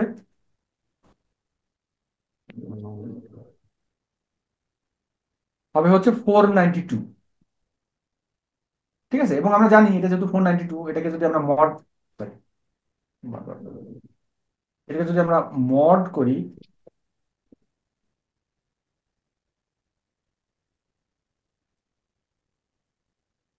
এটাকে যদি আমরা 491 দ্বারা মড করি, পার্সেন্ট করি, আরে শুরুর দিকে একটা ঝামেলা করতেছে, কে ঝামেলা করতেছে?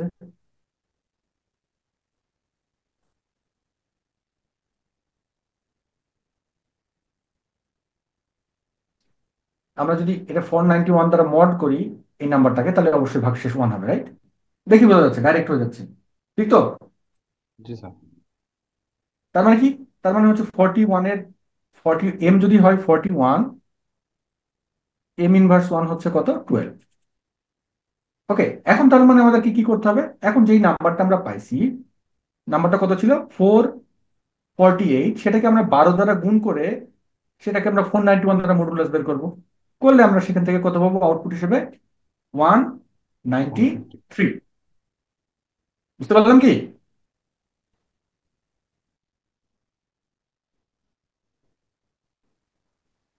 193 পেলাম তো? জি স্যার। হ্যাঁ, এখন এই 193 যদি বাইনারি রিপ্রেজেন্টেশন আমরা দেখি তাহলে দেখতে পাবো কি বাইনারি রিপ্রেজেন্টেশন হচ্ছে এরকম। তাহলে এখন এটা আমরা জাস্ট এই নাম্বারগুলোকে যদি যোগ করি, প্রথম পজিশনে আছে 2 যোগ এই দুটা বাদ, এরপর আছে 14 যোগ, তারপর একটা বাদ, তারপর এটা হচ্ছে 57 যোগ 14, 57 আর হচ্ছে 120, নাকি? 120 করি, যোগ করলে কত দাঁড়াবে এটা? আহ যোগ করলে আমাদের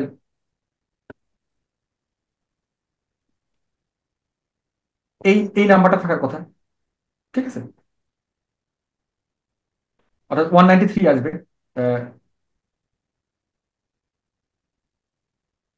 জাস্ট এ মোমেন্ট।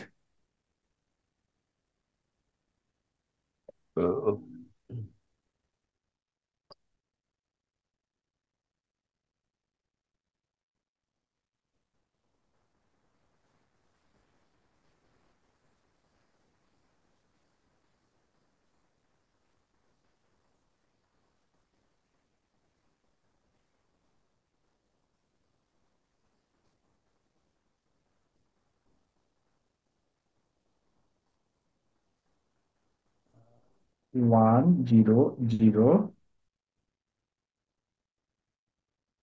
1011,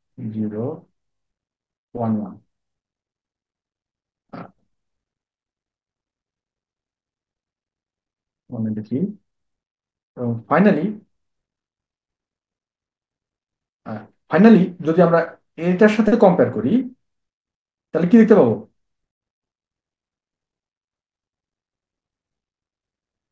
না সরি, এটা 193 তো, জাস্ট এ মোমেন্ট, হ্যাঁ। 193 এর যদি আমরা বাইনারি রিপ্রেজেন্টেশন, আপনি কি দেখতে পাচ্ছেন আমার স্ক্রিন?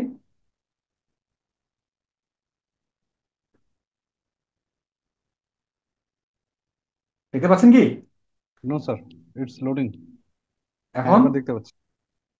এটাকে সাইন্টিফিকে নিয়ে যাই, আমরা কত বের করতে যাচ্ছি? 193। 193 সমান সমান তার বাইনারিতে কত হয়? একটা প্রোগ্রামার মোডে যাই। 193, 193 মানে কত হচ্ছে দেখেন তো বাইনারিতে? এটা না 1111, চারটা শূন্য এবং সব শেষে একটা ওয়ান, এটা হচ্ছে তো? দেখেন কিন্তু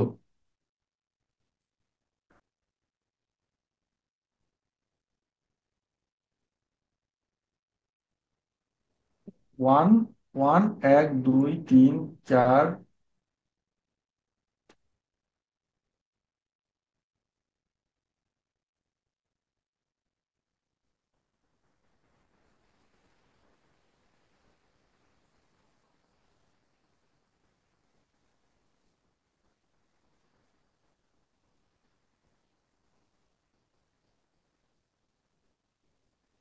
251 প্লাস 5, 255।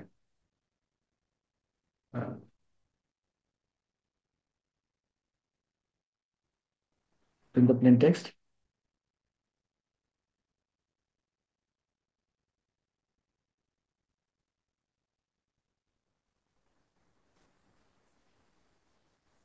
আহ, আমার কথা শুনতে পাচ্ছেন? জি স্যার, শুনতে পাচ্ছি। আচ্ছা। আহ, যেটা দাঁড়াইছে সেটা হচ্ছে, আমরা যদি জাস্ট 150-এর বাইনারি রিপ্রেজেন্টেশন দেখি, 150-এর বাইনারি রিপ্রেজেন্টেশন কত? 10,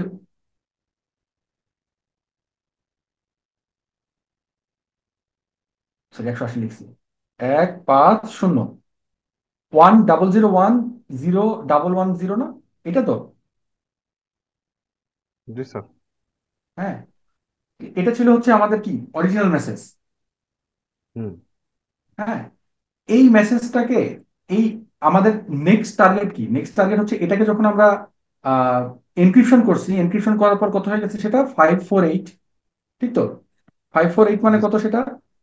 548 মানে হচ্ছে 548 মানে হচ্ছে কত দেখেন? আহ, এটা 8 বিটে জিরো আসবে না zero one definitely, zero right? Zero zero হ্যাঁ, জিরো আসবে না। জিরো জিরো 8 বিটে আসবে না, রাইট? আসবে তার না মানে স্যার, হচ্ছে, 16। বাট একটা জিনিস তো আমরা এখান থেকে বুঝতে পারছি ফর শিওর, সেটা কি?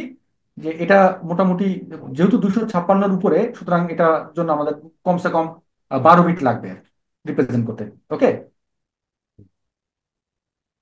ঠিক আছে তো? এটা বুঝতে পারছি তো? জি ফাইনালি স্যার।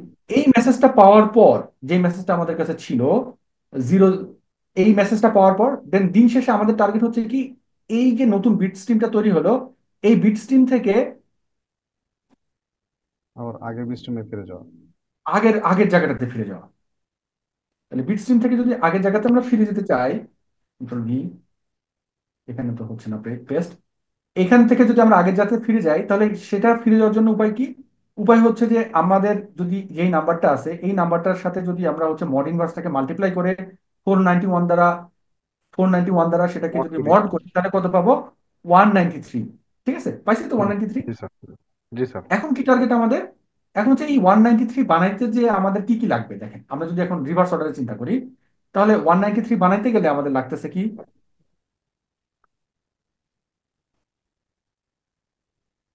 এখান থেকে যদি আমরা 193 বানাইতে চাই, তাহলে কি লাগতেছে? সবার আগে বিয়োগ যাবে কোনটা? 120 নিব। এটা বাদ যাবে, একশো ঠিক বিশ আছে দিলাম। 120 বাদ দিলে কত হচ্ছে? 183 থেকে 120 বিয়োগ মানে হচ্ছে 73। ঠিক তো? 73। জি স্যার। এটা এটা বিয়োগ দিব 757।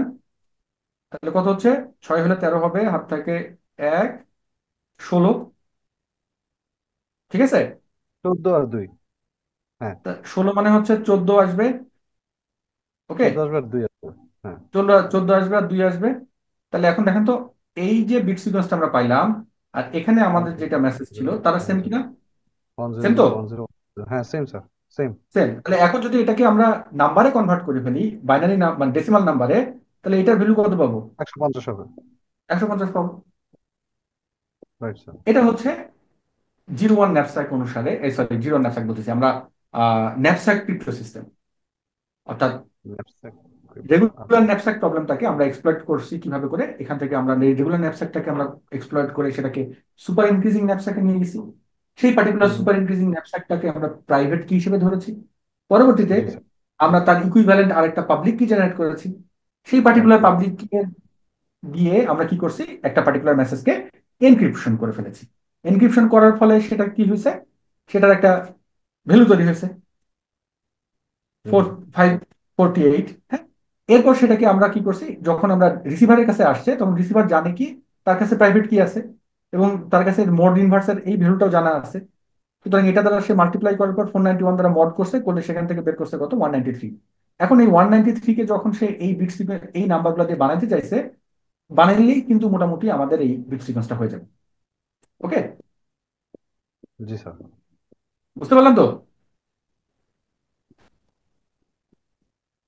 বুঝতে পারলাম নাকি পারলাম না? পারছি sir. This is the proof কেন কাজ করবে আসলে। কারণ আহ, আমরা যখন এই জায়গাটাতে আমরা যখন এই জায়গাটাতে একটা নাম্বার নিছি 82, তখন এই 82 মানে হচ্ছে কি 2 × m মানে 2 কে m দ্বারা মাল্টিপ্লাই করছি, তাই না? পরবর্তীতে যখন এই নাম্বারটাকে আমরা এম ইনভার্স দ্বারা মাল্টিপ্লাই করেছি তখন জিনিসটা কিরকম দাঁড়াইছে, 2 m m −1, 14 m m −1, 57 m m −1, এরকম দাঁড়াইছে, রাইট? এই হুম। দুটা কেটে গেলে কত থাকে, 1 থাকে। তাহলে সেখান থেকে আমরা অরিজিনাল যে বিট সিকোয়েন্স ছিল সেটাকে আমরা খুঁজে বের করতে পারছি, এবং তাদের যোগফলটা 193 সমান হয়েছে। এবং এটাকে যদি আমরা বাইনারি বিটে চিন্তা করি তাহলে সেখান থেকে আমাদের যে ডিজায়ার্ড কম্বিনেশন ছিল 10, কতদিন ছিল 10, 100, one zero zero zero one one one one zero zero one one zero তাই না? এটা হয়ে যাচ্ছে, এবং সেখানে আমাদের অরিজিনাল নাম্বারটা আমরা ফিরে পাচ্ছি। ওকে, জি স্যার। ঠিক আছে তো? কারো কোনো কোশ্চেন, কার কি কোনো কোশ্চেন আছে এ সম্পর্কে? স্যার আমার একটা কোশ্চেন আছে। বলেন মেন। স্যার কোশ্চেন, ট্রাস্টেড অ্যাপ্লিকেশন গুলো থাকে, এখন এই ট্রাস্টেড অ্যাপ্লিকেশনে যদি কেউ ম্যালিশিয়াস কোড ইনজেক্ট করে তখন তো এটাকে যে সাপ্লাই চেইন যে অ্যাটাকটা হয়। তো যেমন 2020 সালে একটা অ্যাটাক হয়েছিল, সোলার ওয়াইন্ড অ্যাটাক। তো ওই অ্যাটাকটা তো মনে হয় পাবলিক কি ক্রিপ্টোগ্রাফি দিয়ে রিজলভ করা যায় না, তাহলে ওই টাইপের অ্যাটাকের জন্য মানে কিভাবে আমরা ইয়ে করতে পারি, প্রোটেক্ট করতে পারি? সোলার ওয়াইন্ড অ্যাটাক সম্পর্কে আপনি আর একটু ডিটেলসে বলেন। কি এই অ্যাটাক সম্পর্কে, অ্যাটাকের ডেফিনেশনটা অ্যাপ্লিকেশন আছে, সাপোজ ফেসবুক অথবা যে কোনো একটা আমরা যদি চিন্তা করি, এখন এই ট্রাস্টেড অ্যাপ্লিকেশনের মধ্যে ম্যালিশিয়াস কোড ম্যালিশিয়াস ইনজেক্ট করবে। Malicious right. জি স্যার, ওইটাকে মানে সাপ্লাই চেইন অ্যাটাক বলে আর কি। তো জি। ওই টাইপের অ্যাটাক গুলোর জন্য আমরা কিভাবে ইয়া করতে পারি, সিকিউর করতে পারি? আরেকটা হইলো যে, যেমন বাংলাদেশে যে ডিজিএফআই ওরা যে একটা সফটওয়্যার ইসরায়েল থেকে কিনছিল, পেগাসাস। ঠিক আছে, তো ঠিক ওই আছে, স্যার। পেগাসাসটা তো দেখা যায় যে, তো ওইটা ক্ষেত্রে তো ইউজার ইন্টারাকশন ছাড়াই তাদের ইনফরমেশন গুলো অ্যাক্সেস করতে পারে। তো ওই টাইপের জিনিসগুলো আমরা কিভাবে মানে কোন অ্যালগোরিদমের মাধ্যমে রিজলভ করতে পারি, এটাই কি আমার কোশ্চেন ছিল। ওকে, দ্যাটস এ ফ্যান্টাস্টিক কোশ্চেন। ব্যাপার হচ্ছে যে আমাদের যদি ট্রোজান টাইপের কোন অ্যাপ্লিকেশন থাকে, অর্থাৎ আরেকটা ট্রাস্টেড অ্যাপ্লিকেশনের মধ্যে যদি তার মধ্যে ম্যালিশিয়াস কোড থাকে, তাহলে আসলে আহ, এটা আসলে ডাইরেক্টলি ডিটেক্ট করাটা খুবই চ্যালেঞ্জের ব্যাপার। ইউজুয়ালি আমাদের যে অ্যান্টিভাইরাস সিস্টেম আছে, এই অ্যান্টিভাইরাস সিস্টেম গুলা হচ্ছে মূলত কিন্তু একটা পার্টিকুলার ম্যালিশিয়াস প্রোগ্রামের সিগনেচার দেখে সেটাকে কিন্তু ডিটেক্ট করে। বোঝা গেল? তার মানে সিগনেচার কোত্থেকে বুঝতে পারে পারে সে সে একটা ডাটাবেস মেনটেন করে, যে ডিবির মধ্যে মোটামুটি যত তার ম্যালিশিয়াস প্রোগ্রাম আছে তাদের সবার যে বিট সিকোয়েন্স আছে, সেই বিট সিকোয়েন্সের পার্সপেক্টিভ থেকে সে একটা এরকম সিকোয়েন্সকে সে আসলে ম্যালিশিয়াস হিসেবে ট্রিট করে। পরবর্তীতে যখন আমরা একটা সিমিলার টাইপের প্রোগ্রাম তার মানে কম্পিউটারের মধ্যে আসে, তখন সে তার ডাটাবেস থেকে মিলায় দেখে যে এটা কি কোনো ম্যালিশিয়াসের সাথে মিল আছে কিনা। যদি মিল পায় তাহলেই কেবলমাত্র সে কিন্তু আপনাকে ভাইরাস দ্বারা ইনফেক্টেড হয়েছে এই ব্যাপারটা ট্রিগার করে। ওকে, জি স্যার। এখন প্রবলেম হলো যদি অলরেডি, যেমন ফিউ ডেজ ব্যাক আপনার আহ, একটা খুবই তোলপাড় ঘটে গেছে যে নোট 4 যে এক্সপ্লয়েটেড, নোট 4 এর মধ্যে একটা ভালনারেবিলিটিস ছিল, আপনার কি সেটার সাথে পরিচিত? নোট 4 যেতে যেটা হচ্ছে, এটা একটা লগ জি sir. Sorry, log four J. জি sir, log four J. Log four J নাম শুনেছি তো না? এটা জি হচ্ছে স্যার। মূলত একটা পাইথন, কি বলে, জাভা এপিআই, যেটা দিয়ে আমরা হচ্ছে লগইন করতাম। লগ ইন করতাম মানে কি, যে সার্ভারের যে সমস্ত ইনফরমেশন গুলো আছে সেগুলোকে লগ করার জন্য মূলত লগ ফোর এপিআই সবাই ব্যবহার করে। কি সুবিধা? সুবিধা হচ্ছে যে যদি কোনো ধরনের একটা এক্সেপশন ঘটে, তাহলে সেই এক্সেপশনটাকে আমরা লগ ফাইল দেখে, বা কোনো ধরনের একটা ট্রানজেকশনাল অ্যাক্টিভিটিস ঘটেছে সেটাকে আমরা লগ ফাইল দেখে দেন সে যাতে করে ট্রেস করতে পারি যে কোথায় প্রবলেমটা হয়েছে। প্রবলেম হলো এই লগ ফোর এর মধ্যে একটা ভালনারেবিলিটি ছিল, অর্থাৎ সিস্টেমের মধ্যে যদি লগ ফোর থাকে আমাদের ওয়ার ফাইলের মধ্যে, ফর এক্সাম্পল, সেই লগ ফোর এর মধ্যে থেকে অ্যাক্সেস নিয়ে পুরো অ্যাপ্লিকেশনের কন্ট্রোল বের করে ফেলা যায়। হ্যাঁ, তো এরকম কেসে মোটামুটি প্রায় 12 বছর, মানে লম্বা একটা টাইম পরে যে লগ ফোর যে এই ভালনারেবিলিটিস ধরা পড়ছে। তো জি এই স্যার। ধরনের কেসে আসলে আহ, কোনো silver, there is no silver bullet. The মানে এন্টি ভাইরাস টিম তারা কন্টিনিউয়াসলি আসলে এই ধরনের এক্সপ্লয়টেশন, মানে এক্সপ্লোরেশন করে যাচ্ছে, এবং সেখান থেকে যখনই তারা কোনো ধরনের একটা প্রবলেম পাচ্ছে, তখনই সেটাকে ট্রিগার করাচ্ছে হচ্ছে যে এটা একটা ম্যালিশিয়াস সিগনেচার হিসেবে, দেন সেটাকে অ্যান্টিভাইরাসের মধ্যে ইনকর্পোরেট করা হচ্ছে, পরবর্তীতে সেটা আহ, বাজারে আসতেছে। বাট এটার জন্য ব্লাইন্ডলি কোনো সলিউশন আসলে বলা ডিফিকাল্ট, যে এটা এভাবে করলে আপনার হবেই না। জি বোঝা স্যার, গেল? বুঝতে পারছি। জি স্যার, বুঝতে পারছি স্যার। আরেকটা বিষয় যে পাবলিক কি নেক্সট প্রবলেম ক্রিপ্টোগ্রাফির হচ্ছে, ক্ষেত্রে তো। নেক্সট প্রবলেমটা হচ্ছে যে পেগাসাসের কথা যেটা বললেন, পেগাসাসের যেটা হয়েছে যে আসলে আহ, কিছুদিন আগে আপনারা একটা সিরিজ অ্যাটাকের সাথে পরিচিত হয়েছেন, রাইট? এই যে পেজার বিস্ফোরণ, শুনেছেন না জি পেজার স্যার। বিস্ফোরণের কথা? জি স্যার, প্রেজার বিস্ফোরণ আফগানিস্তানে। পেজার বিস্ফোরণ, পেজার কিন্তু আসলে খুবই একটা লো লো পাওয়ার ডিভাইস, এবং পেজার দিয়ে যখন কোনো কমিউনিকেশন হয় সেটা কিন্তু আসলে আইডেন্টিফাই করাটা, মানে ডিটেক্ট করাটা একটা চ্যালেঞ্জের ব্যাপার। অর্থাৎ আমরা যখন শর্ট রেঞ্জের কোনো একটা কমিউনিকেশন হয়, ফর এক্সাম্পল আমরা ফেসবুকের সাথে যে ধরনের কমিউনিকেশন করছি, সেই ধরনের কমিউনিকেশনের যে সমস্ত প্রোটোকলস আছে, যে সমস্ত মানে এনক্রিপশন প্রোটোকল ব্যবহার করে আমরা এই কমিউনিকেশনটা করি আর কি, এই প্রোটোকলগুলা আসলে টু সাম এক্সটেন্ট এদের থেকে হাই যদি কম্পিটিশনাল ক্যাপাসিটি থাকে, এবং যারা এটাকে বানাইছে তাদের যদি কোনো রকমের ব্যাড ইন্টেনশন থাকে এটাকে এক্সপ্লয়েট করার বা ব্যাকডোর সৃষ্টি করার, তাহলে কিন্তু মোটামুটি আসলে সেই ব্যাকডোরের দিয়ে যে কোনো ধরনের কমিউনিকেশনকে কিন্তু কি করে ফেলা পসিবল, ডিক্রিপ্ট করে ফেলা পসিবল। পেজারের ক্ষেত্রে কি হয়েছিল, সেখানে আসলে এরকম হাই, মানে যেহেতু লোটেক, এটার মধ্যে হচ্ছে অত ডিফারেন্ট টাইপ অফ আপনার এনক্রিপশন টেনক্রিপশন ছিল, মানে কমপ্লেক্স ছিল না, এবং এটা যেহেতু উম, অন্য একটা নেটওয়ার্ক মিডিয়াম ব্যবহার করে সে কমিউনিকেশন চ্যানেলটা স্থাপন করা হতো, সুতরাং তাদেরকে ইন্টারসেপ্ট করাটা একটা চ্যালেঞ্জের ব্যাপার ছিল। এই চ্যালেঞ্জের কারণে যাদের দরকার পড়ছে তারা কি করছে, তারা আসলে ডিভাইসটার মধ্যে আপনার হচ্ছে এক্সপ্লোসিভ বসাই দিছে। আহ, এবং যখন আহ, তারা এই এক্সপ্লোসিভটাকে এক্সপ্লয়েট করার দরকার মনে করেছে, তখন একটা ট্রিগার অন করেছে, যে একটা সুপারসনিক আনম্যান্ড এয়ারক্রাফট এটা এই রিজনের উপর দিয়ে যাবে, সে একটা একটা সার্টেন ফ্রিকোয়েন্সিতে কোন একটা সিগন্যাল পাঠাবে, সেই সিগন্যাল গুলা পেজার গুলো ধরবে, ধরার পর সেটা মানে এক্সপ্লোর করবে। এটা আসলে এই টাইপের সিচুয়েশনে কিছু করার নাই, মানে টু বি অনেস্ট। বিকজ কেন, কিভাবে করে এই ব্যাপারটা পসিবল হলো, কারণ পেজার যারা বানায় দে নো যে এটার আন্ডারনিতে কি প্রযুক্তি আছে, ব্যাটারি কিরকম হবে, বা ইন্টারনাল সার্কিটের ডিজাইনটা কিরকম হবে। এমন যদি হয় যে যে সার্কিটটা আমরা কিনছি সেই সার্কিটটা ইটসেলফ ম্যালিশিয়াস, তাহলে কিন্তু আসলে সার্ভেলেন্সকে হল্ট করানোর কোনো উপায় আমাদের হাতে নাই। বাট জি তারপরেও স্যার। আমাদেরকে আসলে কমিউনিকেশনের জন্য মানুষজনকে বিশ্বাস করতে হবে। আমরা যেটা করতে পারি সেটা হচ্ছে যে হোয়াটসঅ্যাপ কমিউনিকেশনের সময় হচ্ছে end to end encryption enable করে ফেলতে পারি। বা আপনারা হোয়াটসঅ্যাপের থেকে যদি আরো একটু সিকিউরিটি চান, সেক্ষেত্রে হচ্ছে টেলিগ্রাম ব্যবহার করতে পারেন। টেলিগ্রামের আবার আলাদা নেগেটিভ ইম্প্যাক্ট আছে, সেটার মধ্যে আবার সেন্সরশিপের ব্যাপার স্যাপার চলে আসে। তো মানে প্রবলেম ইজ এভরিওয়্যার। সো এর মাঝখান থেকে যতটুকু কেয়ারফুল থাকা যায় ততটুকু আমাদের জন্য সুবিধাজনক। ওকে, মেবি আর কোনো কোয়েশ্চেন? জি না স্যার, ঠিক আছে। ইনজামান কোনো কোয়েশ্চেন? আহ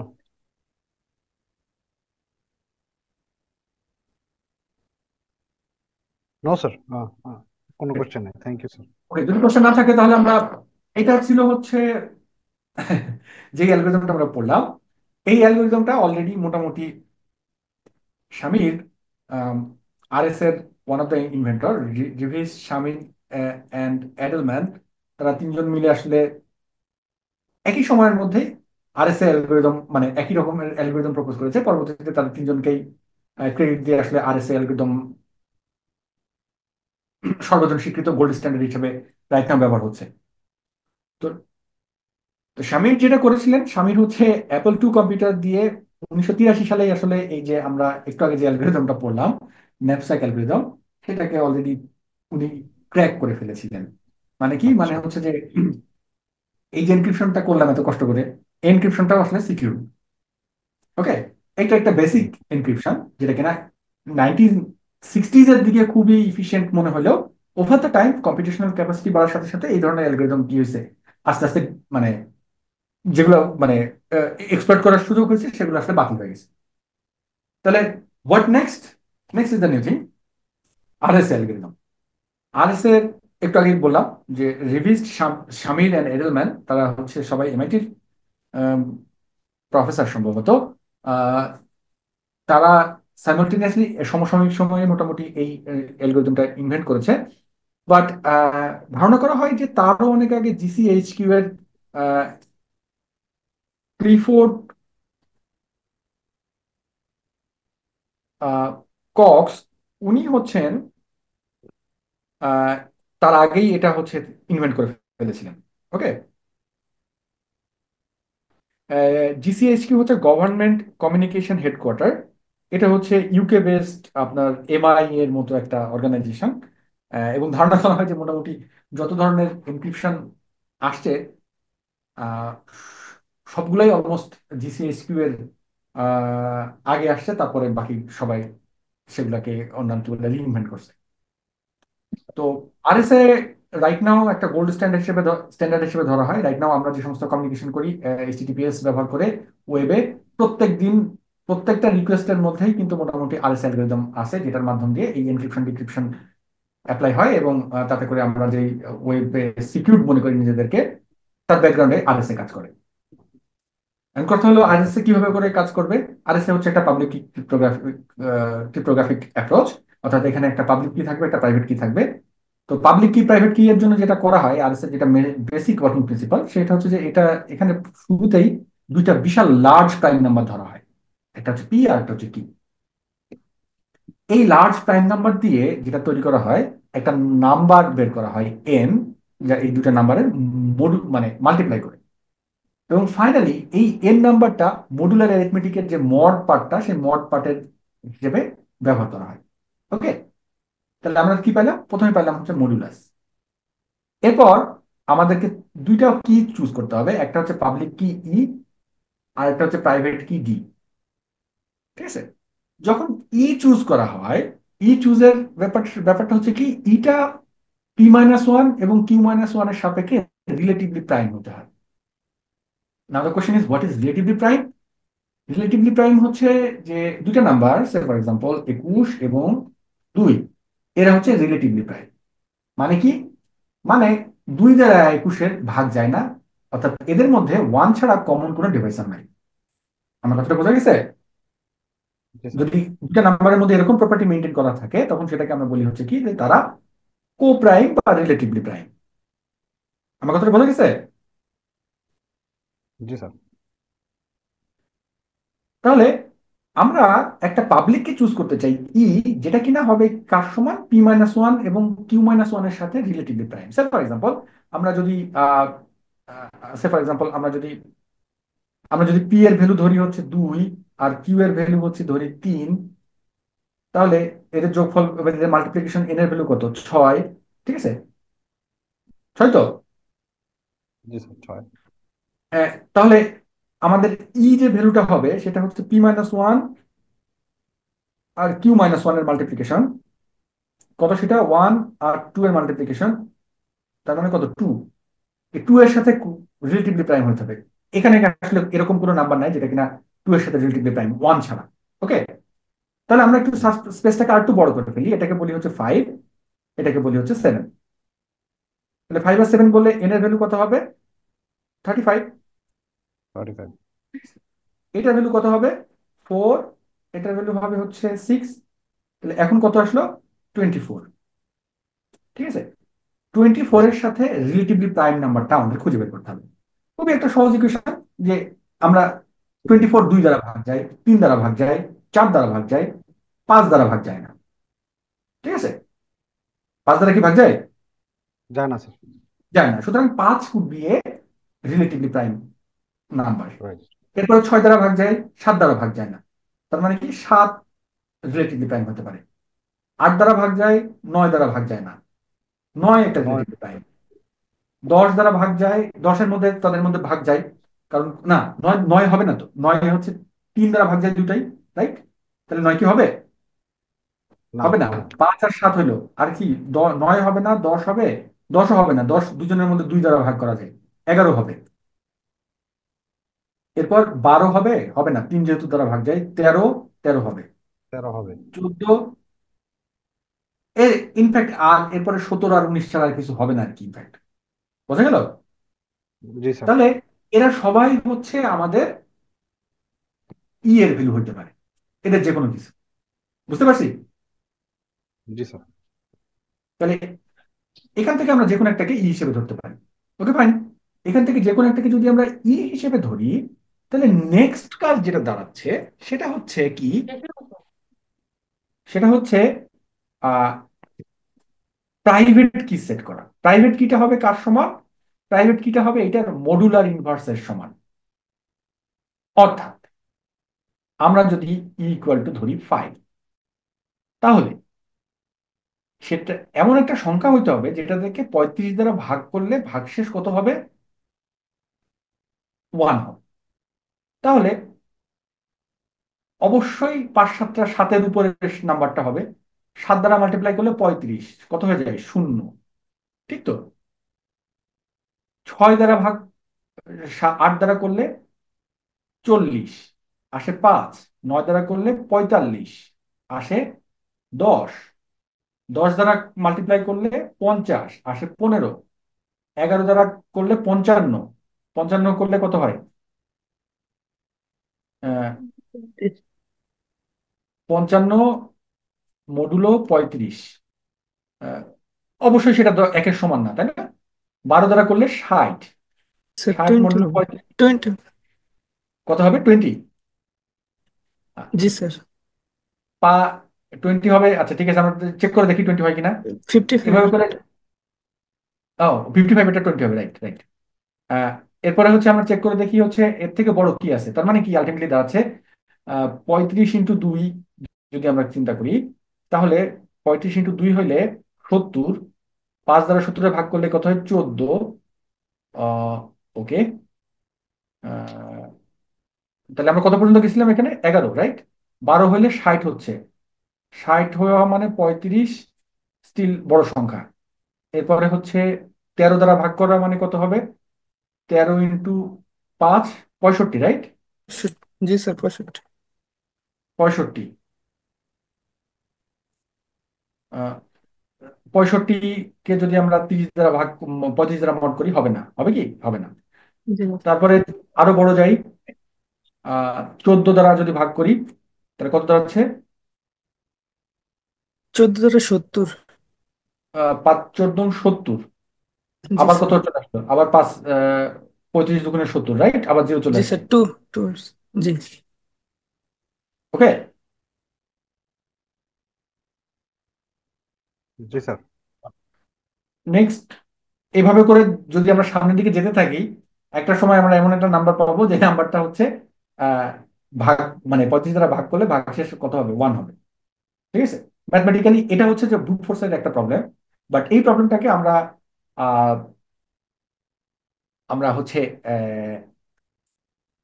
এক্সটেন্ডেড ইউক্লিড অ্যালগোরিদম দ্বারা সলভ করতে পারি। তখন সেখানে ইকুয়েশনের মধ্যে বসাইলে এটা মোটামুটি খুব ইজিলি এর ভ্যালুটা চলে আসে। বোঝা গেল?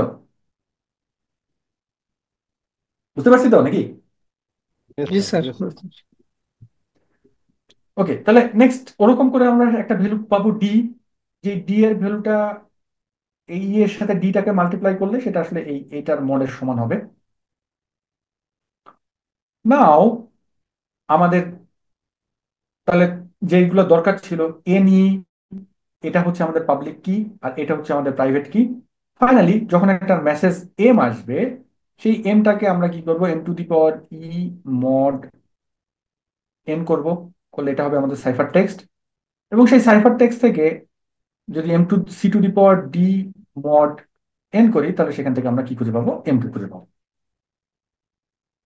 ঠিক আছে, এটা হচ্ছে আর এস এর মেইন থিওরেম। তাহলে একটা অঙ্ক দিয়ে আমরা যদি জিনিসটাকে দেখতে পারি, তাহলে মনে হয় আমাদের কিন্তু সুবিধা হয়, তাই না? প্রুফটাতে আমরা পরে আসতেছি, আগে একটা অঙ্ক দেখে আসছি।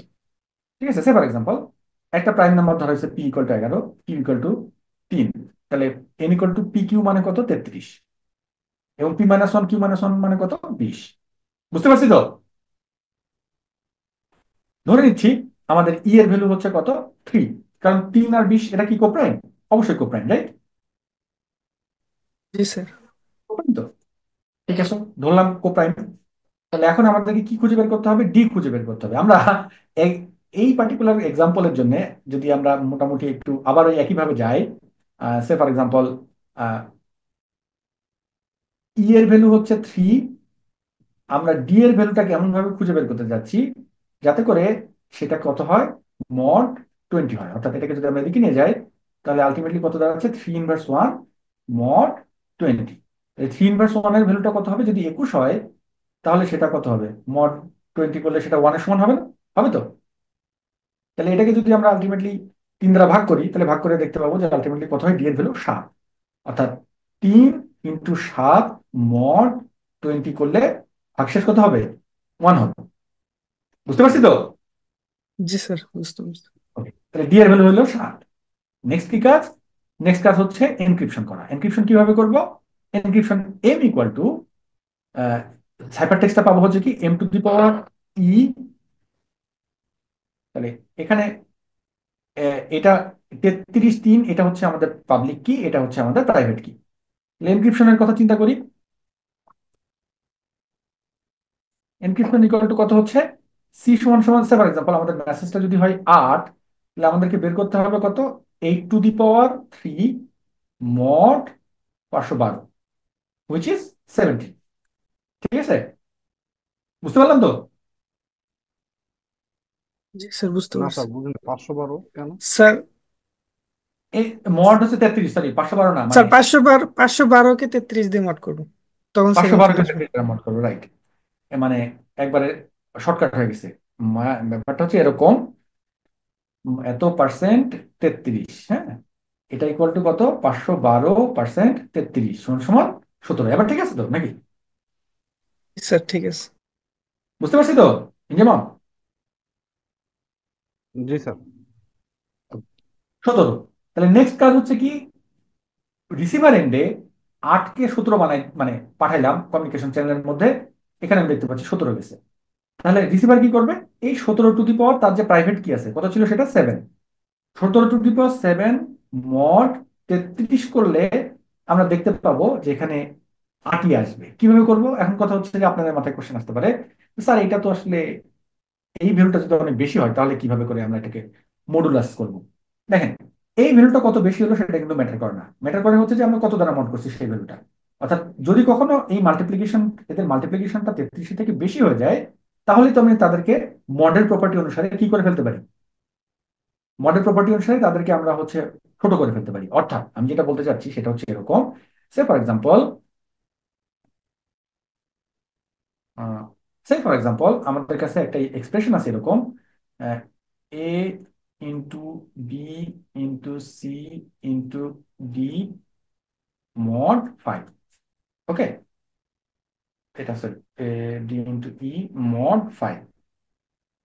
তাহলে এই 5টা সংখ্যার কে যদি আমরা মানে মাল্টিপ্লিকেশনটাকে 5 দ্বারা মড করা, এটা দুই রকম সলিউশন হতে পারে। একটা সলিউশন হচ্ছে কি, যে সবগুলোকে মাল্টিপ্লাই করব, করে 5 দ্বারা মড করব, করলে সেটা যে রেজাল্ট পাবো, আমরা যদি ইন্ডিভিজুয়ালি A% 5, B% 5 এবং C% 5 এভাবে করে DE% 5 করার পর ফাইনালি রেজাল্টটাকে যদি আবার 5 দ্বারা মড করি, তাহলেও কিন্তু একই রেজাল্ট পাবো।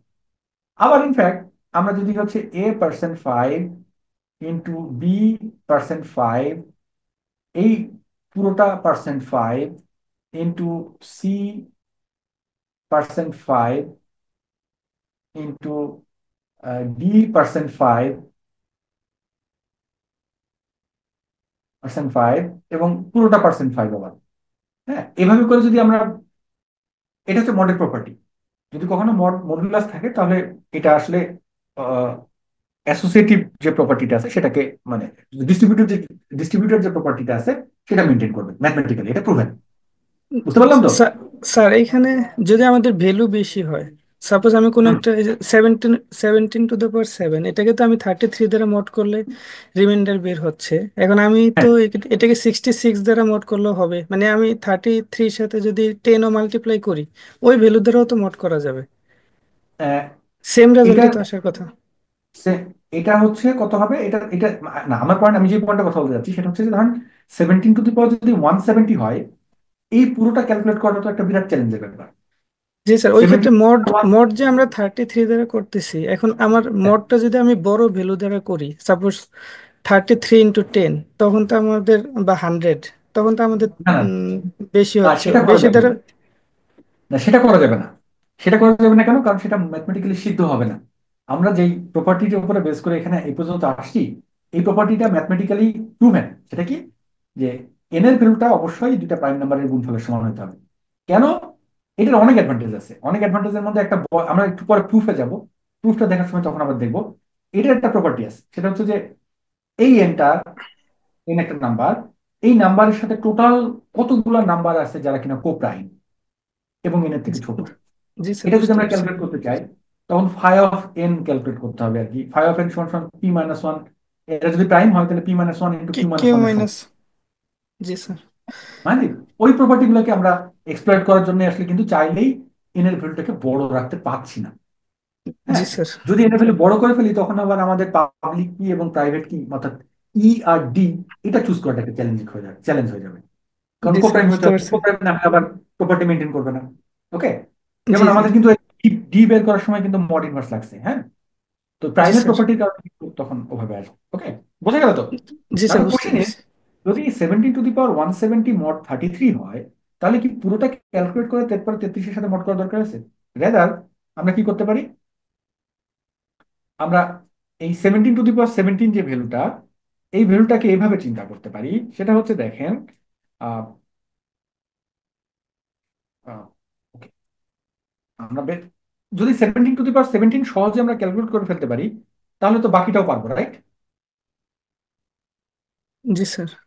তো রাইট স্যার। okay, তাহলে 17-এর বাইনারি রিপ্রেজেন্টেশন কত হয় সেটা যদি আমরা একটু দেখি আগে। 17, আমার কাজের সুবিধার জন্য, ওকে, আমরা ডেসিমালে যাব। ডেসিমালে বলছি 17, 17 মানে হচ্ছে কত, 1,000,001। কত হচ্ছে সেটা? 1,000,000। 1,000,000 এরপর 1। ওকে, তাহলে এই নাম্বারটা যদি আমাদেরকে বানাইতে হয় 1,000,001, তাহলে আমরা একটু চিন্তা করে দেখি। আচ্ছা, একটা একটু কাজের সুবিধার জন্য একটা কাজ করে ফেলবো কিনা, এটাকে 18 বানাই দেবো কিনা। তাহলে আপনাদের কোনটা 17 কোনটা 18 বুঝতে একটু হয়তো কষ্ট হতে পারে, তাই তো? তাহলে এটা জি 1 স্যার। হবে, এটা 0 হবে। ঠিক আছে তো, বুঝতে পারছি তো জি স্যার। জি। বাকি সবাই? ওকে, গ্রেট।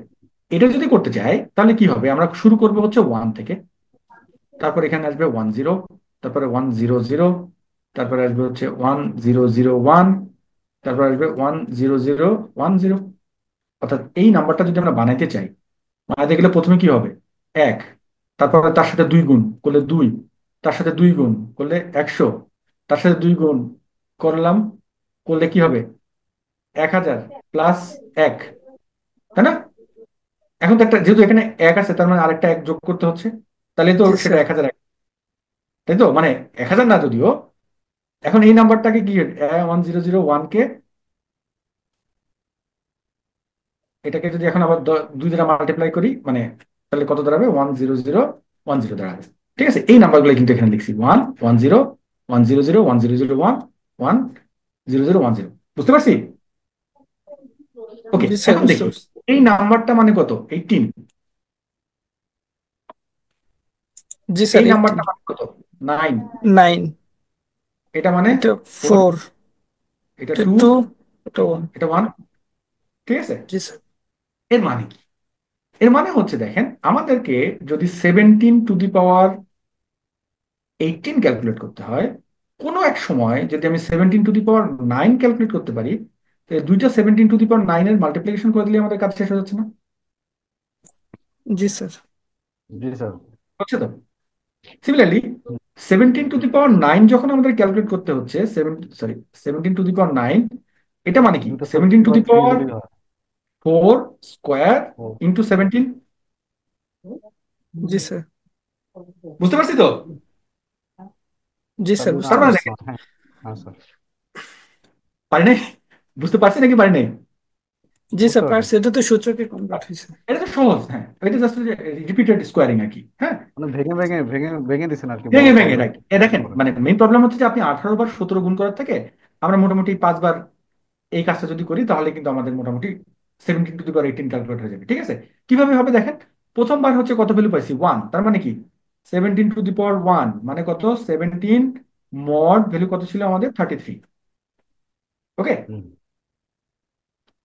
এরপর এবার আসছে কত? 17 স্কোয়ার মানে কত? 17 ইন্টু 17 মোট মড 33। 33। 17 ইন্টু 17 মানে কত দেখেন? আমরা দেখি এখানে, 17 ইন্টু 17 এত। এরপর এখানে মড আছে না? বিট এখানে মোট ওয়াইজ নাই স্যার, মড আছে। এখানে নাই, সাইন্টিফিকে যেতে হবে স্যার। আচ্ছা, 289। ঠিক আছে, তাহলে সাইন্টিফিকে যাই। 289 মড মোট 33 33। কত পাচ্ছি? 25। 25। এখন যখন আমাদের 17 টু দি পাওয়ার 4 ক্যালকুলেট করতে হবে, তখন কত দ্বারা মাল্টিপ্লাই করবো বলেন তো? আবার কি ছোট 17 17 মাল্টিপ্লাই করবো? আমি কি জানি 17 স্কোয়ার সমান সমান কত? 25। তাহলে এটা কত হবে? 25 জি 25 স্যার, স্কোয়ার 25 × 25, ইয়েস। 25। এত মড 33 33। সমান সমান কত? 625 mod 33, which 33। Is 625 mod 33, which is 31। তাহলে 17 টু দি পাওয়ার 9 মানে কত? 17 টু দি পাওয়ার 9 মানে হচ্ছে এই ভ্যালুটা স্কোয়ার ইন্টু 17। জি স্যার। ঠিক তো? তাহলে এই ভ্যালুটা যদি আমাদের ক্যালকুলেট করতে হয়, আমরা কি করতে পারি? 31 ইন্টু 31 একবারে করে ফেলতেও পারি, অথবা দুইবারে ভাগ করেও করতে পারি, হ্যাঁ। এটা মড কত করলাম? 33 সমান সমান কত? 4। এটা কত হচ্ছে? 4 ইন্টু 17। এই টোটালটার মড আবার 33। ঠিক আছে তো? জি বুঝতে স্যার। পারলাম নাকি পারলাম না? তাহলে ফোর বুঝতে পারছি sir. Into 17 which is 68 mod 33। 33 কত হবে? 2 হবে, 2। 2 হবে। বুঝতে পারলাম? ওকে, আমার লেখাটা চলে গেছে, বাট দ্য থিং ইজ, এভাবে করলে আমাদের মোটামুটি ইজিলি পরের ইটারেশনে কিন্তু আমাদের 18 এর ক্যালকুলেশন হয়ে যেত। বুঝতে পারছি তো নাকি? জি স্যার, বুঝতে জি পারছি। স্যার। ওকে, এখন কিন্তু স্যার তাহলে এই কোশ্চেন পুরো হচ্ছে, ক্যালকুলেশনটা যদি আমি সাইন্টিফিক ক্যালকুলেটরে একবারেই দেই, এটা কি আসার কথা না স্যার? আহ, সেটা কি আসবে? দেখেন, ধরেন এখন আসছে কত? 17 টু দি পাওয়ার বলেছিলাম, আসছে। ওকে ফাইন, আমি যদি এই 180 বলে ফেলি 17 টু দি পাওয়ার, তাহলে কি করবেন? জি স্যার, তখন জায়গা হবে না। এই তো জায়গা থাকবে না। বুঝে গেল? তাহলে স্যার এভাবে করে, তাহলে এইখানে এইখানে যে আমাদের 17 টু দ্য পাওয়ার 7 না 7, অথবা 17 টু দ্য পাওয়ার 17 যদি থাকে, অথবা 18 থাকে, এখন আমি তো চাইলে 17 to the power suppose 10 × 17 to the power 8 এভাবেও তো আমি ভাঙ্গা করতে পারি নাকি? হ্যাঁ আমাদের হ্যাঁ, যে এভাবে ভেঙে, সিকোয়েন্সটা লিখছেন। হ্যাঁ এভাবে ভেঙে করতে পারেন, কোনো সমস্যা নেই। কিন্তু রিপিটেড 2 এর পাওয়ার আকারে গেলে আপনার সুবিধা হবে আর কি। ধরেন 17 টু দি পাওয়ার 180 বললাম, যদিও 180 বলেছি, কিন্তু কতবার মাল্টিপ্লাই হবে? 180 ডিভাইডেড বাই 2, 90। তারপরে বাই 2, 45। বাই 2 কত? 22 ইন্টু একটা বাই 2, জি স্যার। 11। রাইট? 11 তো। জি স্যার। এটা হচ্ছে কত? জি 5। তো আলটিমেটলি যদি 180 হয়, এটা 7 থেকে 8 বারের মধ্যে মাল্টিপ্লাই করলে শেষ হয়ে যাবে। কিভাবে বুঝছি? কারণ এই নাম্বারটাকে রিপ্রেজেন্ট করতে আমাদের কতগুলো বিট লাগে, ততবার আমাদের মাল্টিপ্লিকেশন করতে হবে। বুঝতে স্যার। পারছি? জি স্যার। বুঝতে পারছি তো সবাই নাকি? জি তো স্যার। এটা হচ্ছে আরএস এর মেইন থিম। পরীক্ষাতে কিন্তু আরএস থেকে অঙ্ক আসবে। পরীক্ষাতে কি দেওয়া থাকবে? পরীক্ষাতে একটা প্রাইম নাম্বার দেওয়া থাকবে P, there is high chance একটা প্রাইম নাম্বার দেওয়া থাকবে পি, একটা প্রাইম নাম্বার দেওয়া থাকবে কিউ। সেখান থেকে আপনাদেরকে এন বের করতে হবে। পারবো না এন বের করতে আমরা? পারবো স্যার। ওকে। জি এরপর স্যার, একটা পারা ই যাবে। দেওয়া থাকবে। ই দেওয়া থাকলে সেখান থেকে ডি বের করতে পারবো না? জি স্যার, পারবো। পারা যাবে স্যার। পারবো। Modular inverse. ওকে ফাইন, যদি মডুলার ইনভার্স বের করতে পারি, এরপর দেওয়া থাকবে একটা এম। সেখান থেকে এম এর ভ্যালুটা সি এর এম এম টু দি পাওয়ার, তাহলে আপনাদেরকে কি ক্যালকুলেট করতে হবে? সি বের করতে গেলে আপনাদেরকে বলা হবে সি বের করেন এবং C to the power D mod M বের করেন। এটাও তোমরা পারবো, রাইট? জি জি স্যার, স্যার। পারা যাবে। এটা একটু বাসায় প্র্যাকটিস করতে হবে যদিও। এটা হচ্ছে হ্যাঁ হ্যাঁ। আমাদের আরএস এর মেইন থিম। এবং এই এই যে পুরো প্রক্রিয়াটা, এটা কিন্তু কন্টিনিউয়াসলি চলতেছে। এখন কোশ্চেন হলো এটা সিকিউরিটি কিরকম আছে। সিকিউরিটি হচ্ছে, যদি আমাদের এমন হয় যে আমরা ই এর ভ্যালু কত ধরেছিলাম, 3, রাইট? ই এর ভ্যালু কত ধরেছিলাম, 3, রাইট? 3 তো। জি স্যার। তাহলে 3 মানে কি? মানে হচ্ছে এটার এটা টু দি পাওয়ার 3 কেন করছিলাম? এটা যাতে করে আমাদের যখন এনক্রিপশন করতে হচ্ছে, তখন যেন কম সংখ্যক মাল্টিপ্লিকেশনে আমাদের এই কাজটা শেষ করতে পারি আমরা। ঠিক আছে? এতে করে একটা প্রবলেম তৈরি হয়েছে। প্রবলেম কি? প্রবলেম হচ্ছে যে এমন হয় যদি এমন হয় যে এম এর ভ্যালুটা এম এর ভ্যালুটা n⁻⁴ এর থেকে ছোট হয়। ঠিক আছে? তখন কি প্রবলেম হবে? তখন কিন্তু এটার উপরে এম এর ভ্যালুটা যদি n⁻⁴ এর থেকে ছোট হয়, এবং যদি হচ্ছে সেটা 3 জন ইউজারের কাছে হচ্ছে আমরা এই একই মেসেজ পাঠাই এনক্রিপ্ট করে, তাহলে এই মেসেজগুলো ইন্টারসেপ্ট করলে সেখান থেকে কিন্তু ডি আর ই ম্যাথমেটিক্যালি এটাকে ডিক্রিপ্ট করে ফেলা পসিবল হবে। বোঝা গেছে?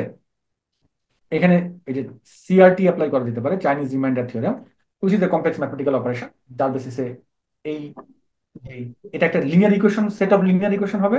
এখান থেকে তাদের কোএফিসিয়েন্ট গুলোকে বের করে ফেলা যায়। ম্যাথমেটিক্যালি এটা প্রুভেন। ঠিক আছে? এই জন্য কি করতে হবে আমাদেরকে? আমাদেরকে কি করতে হবে? এই ভ্যালুটাকে বাড়াইতে হবে যদি ইফিশিয়েন্ট সলিউশন আমরা বের করতে চাই। ই এর ভ্যালুটা কত বেশি রাখা যায়, যেটা চিন্তা করা হোক এখন পর্যন্ত পারা যায় গেছে, সেটা হচ্ছে যে ই এর ভ্যালুটা হয় ইউজুয়ালি 2⁻16+1। 2⁻16 মানে হচ্ছে 65,536 প্লাস ওয়ান 65। মানে হচ্ছে 37। 65,537। ঠিক আছে? তো আলটিমেটলি 65,000, তার মানে 8⁻65,537 মড, এরপরে এন এর যে কোনো একটা ভ্যালু।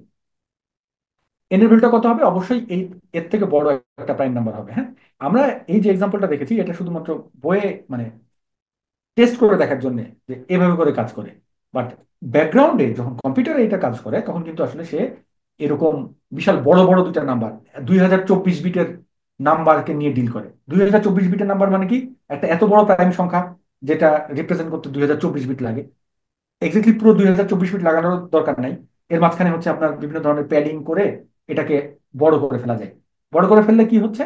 যত বেশি বড় হবে, তত বেশি হচ্ছে আমাদের ডিফিউশন কনফিউশন বাড়বে, এবং তাতে করে অ্যালগোরিদমটা ডিক্রিপ্ট করাটা তত বেশি চ্যালেঞ্জিং হয়ে যাবে। আমার কথাটা বোঝা গেছে? জি স্যার, জি স্যার। বুঝতে পারছি। তো এটাই হচ্ছে আমাদের ফাইনাল সলিউশন।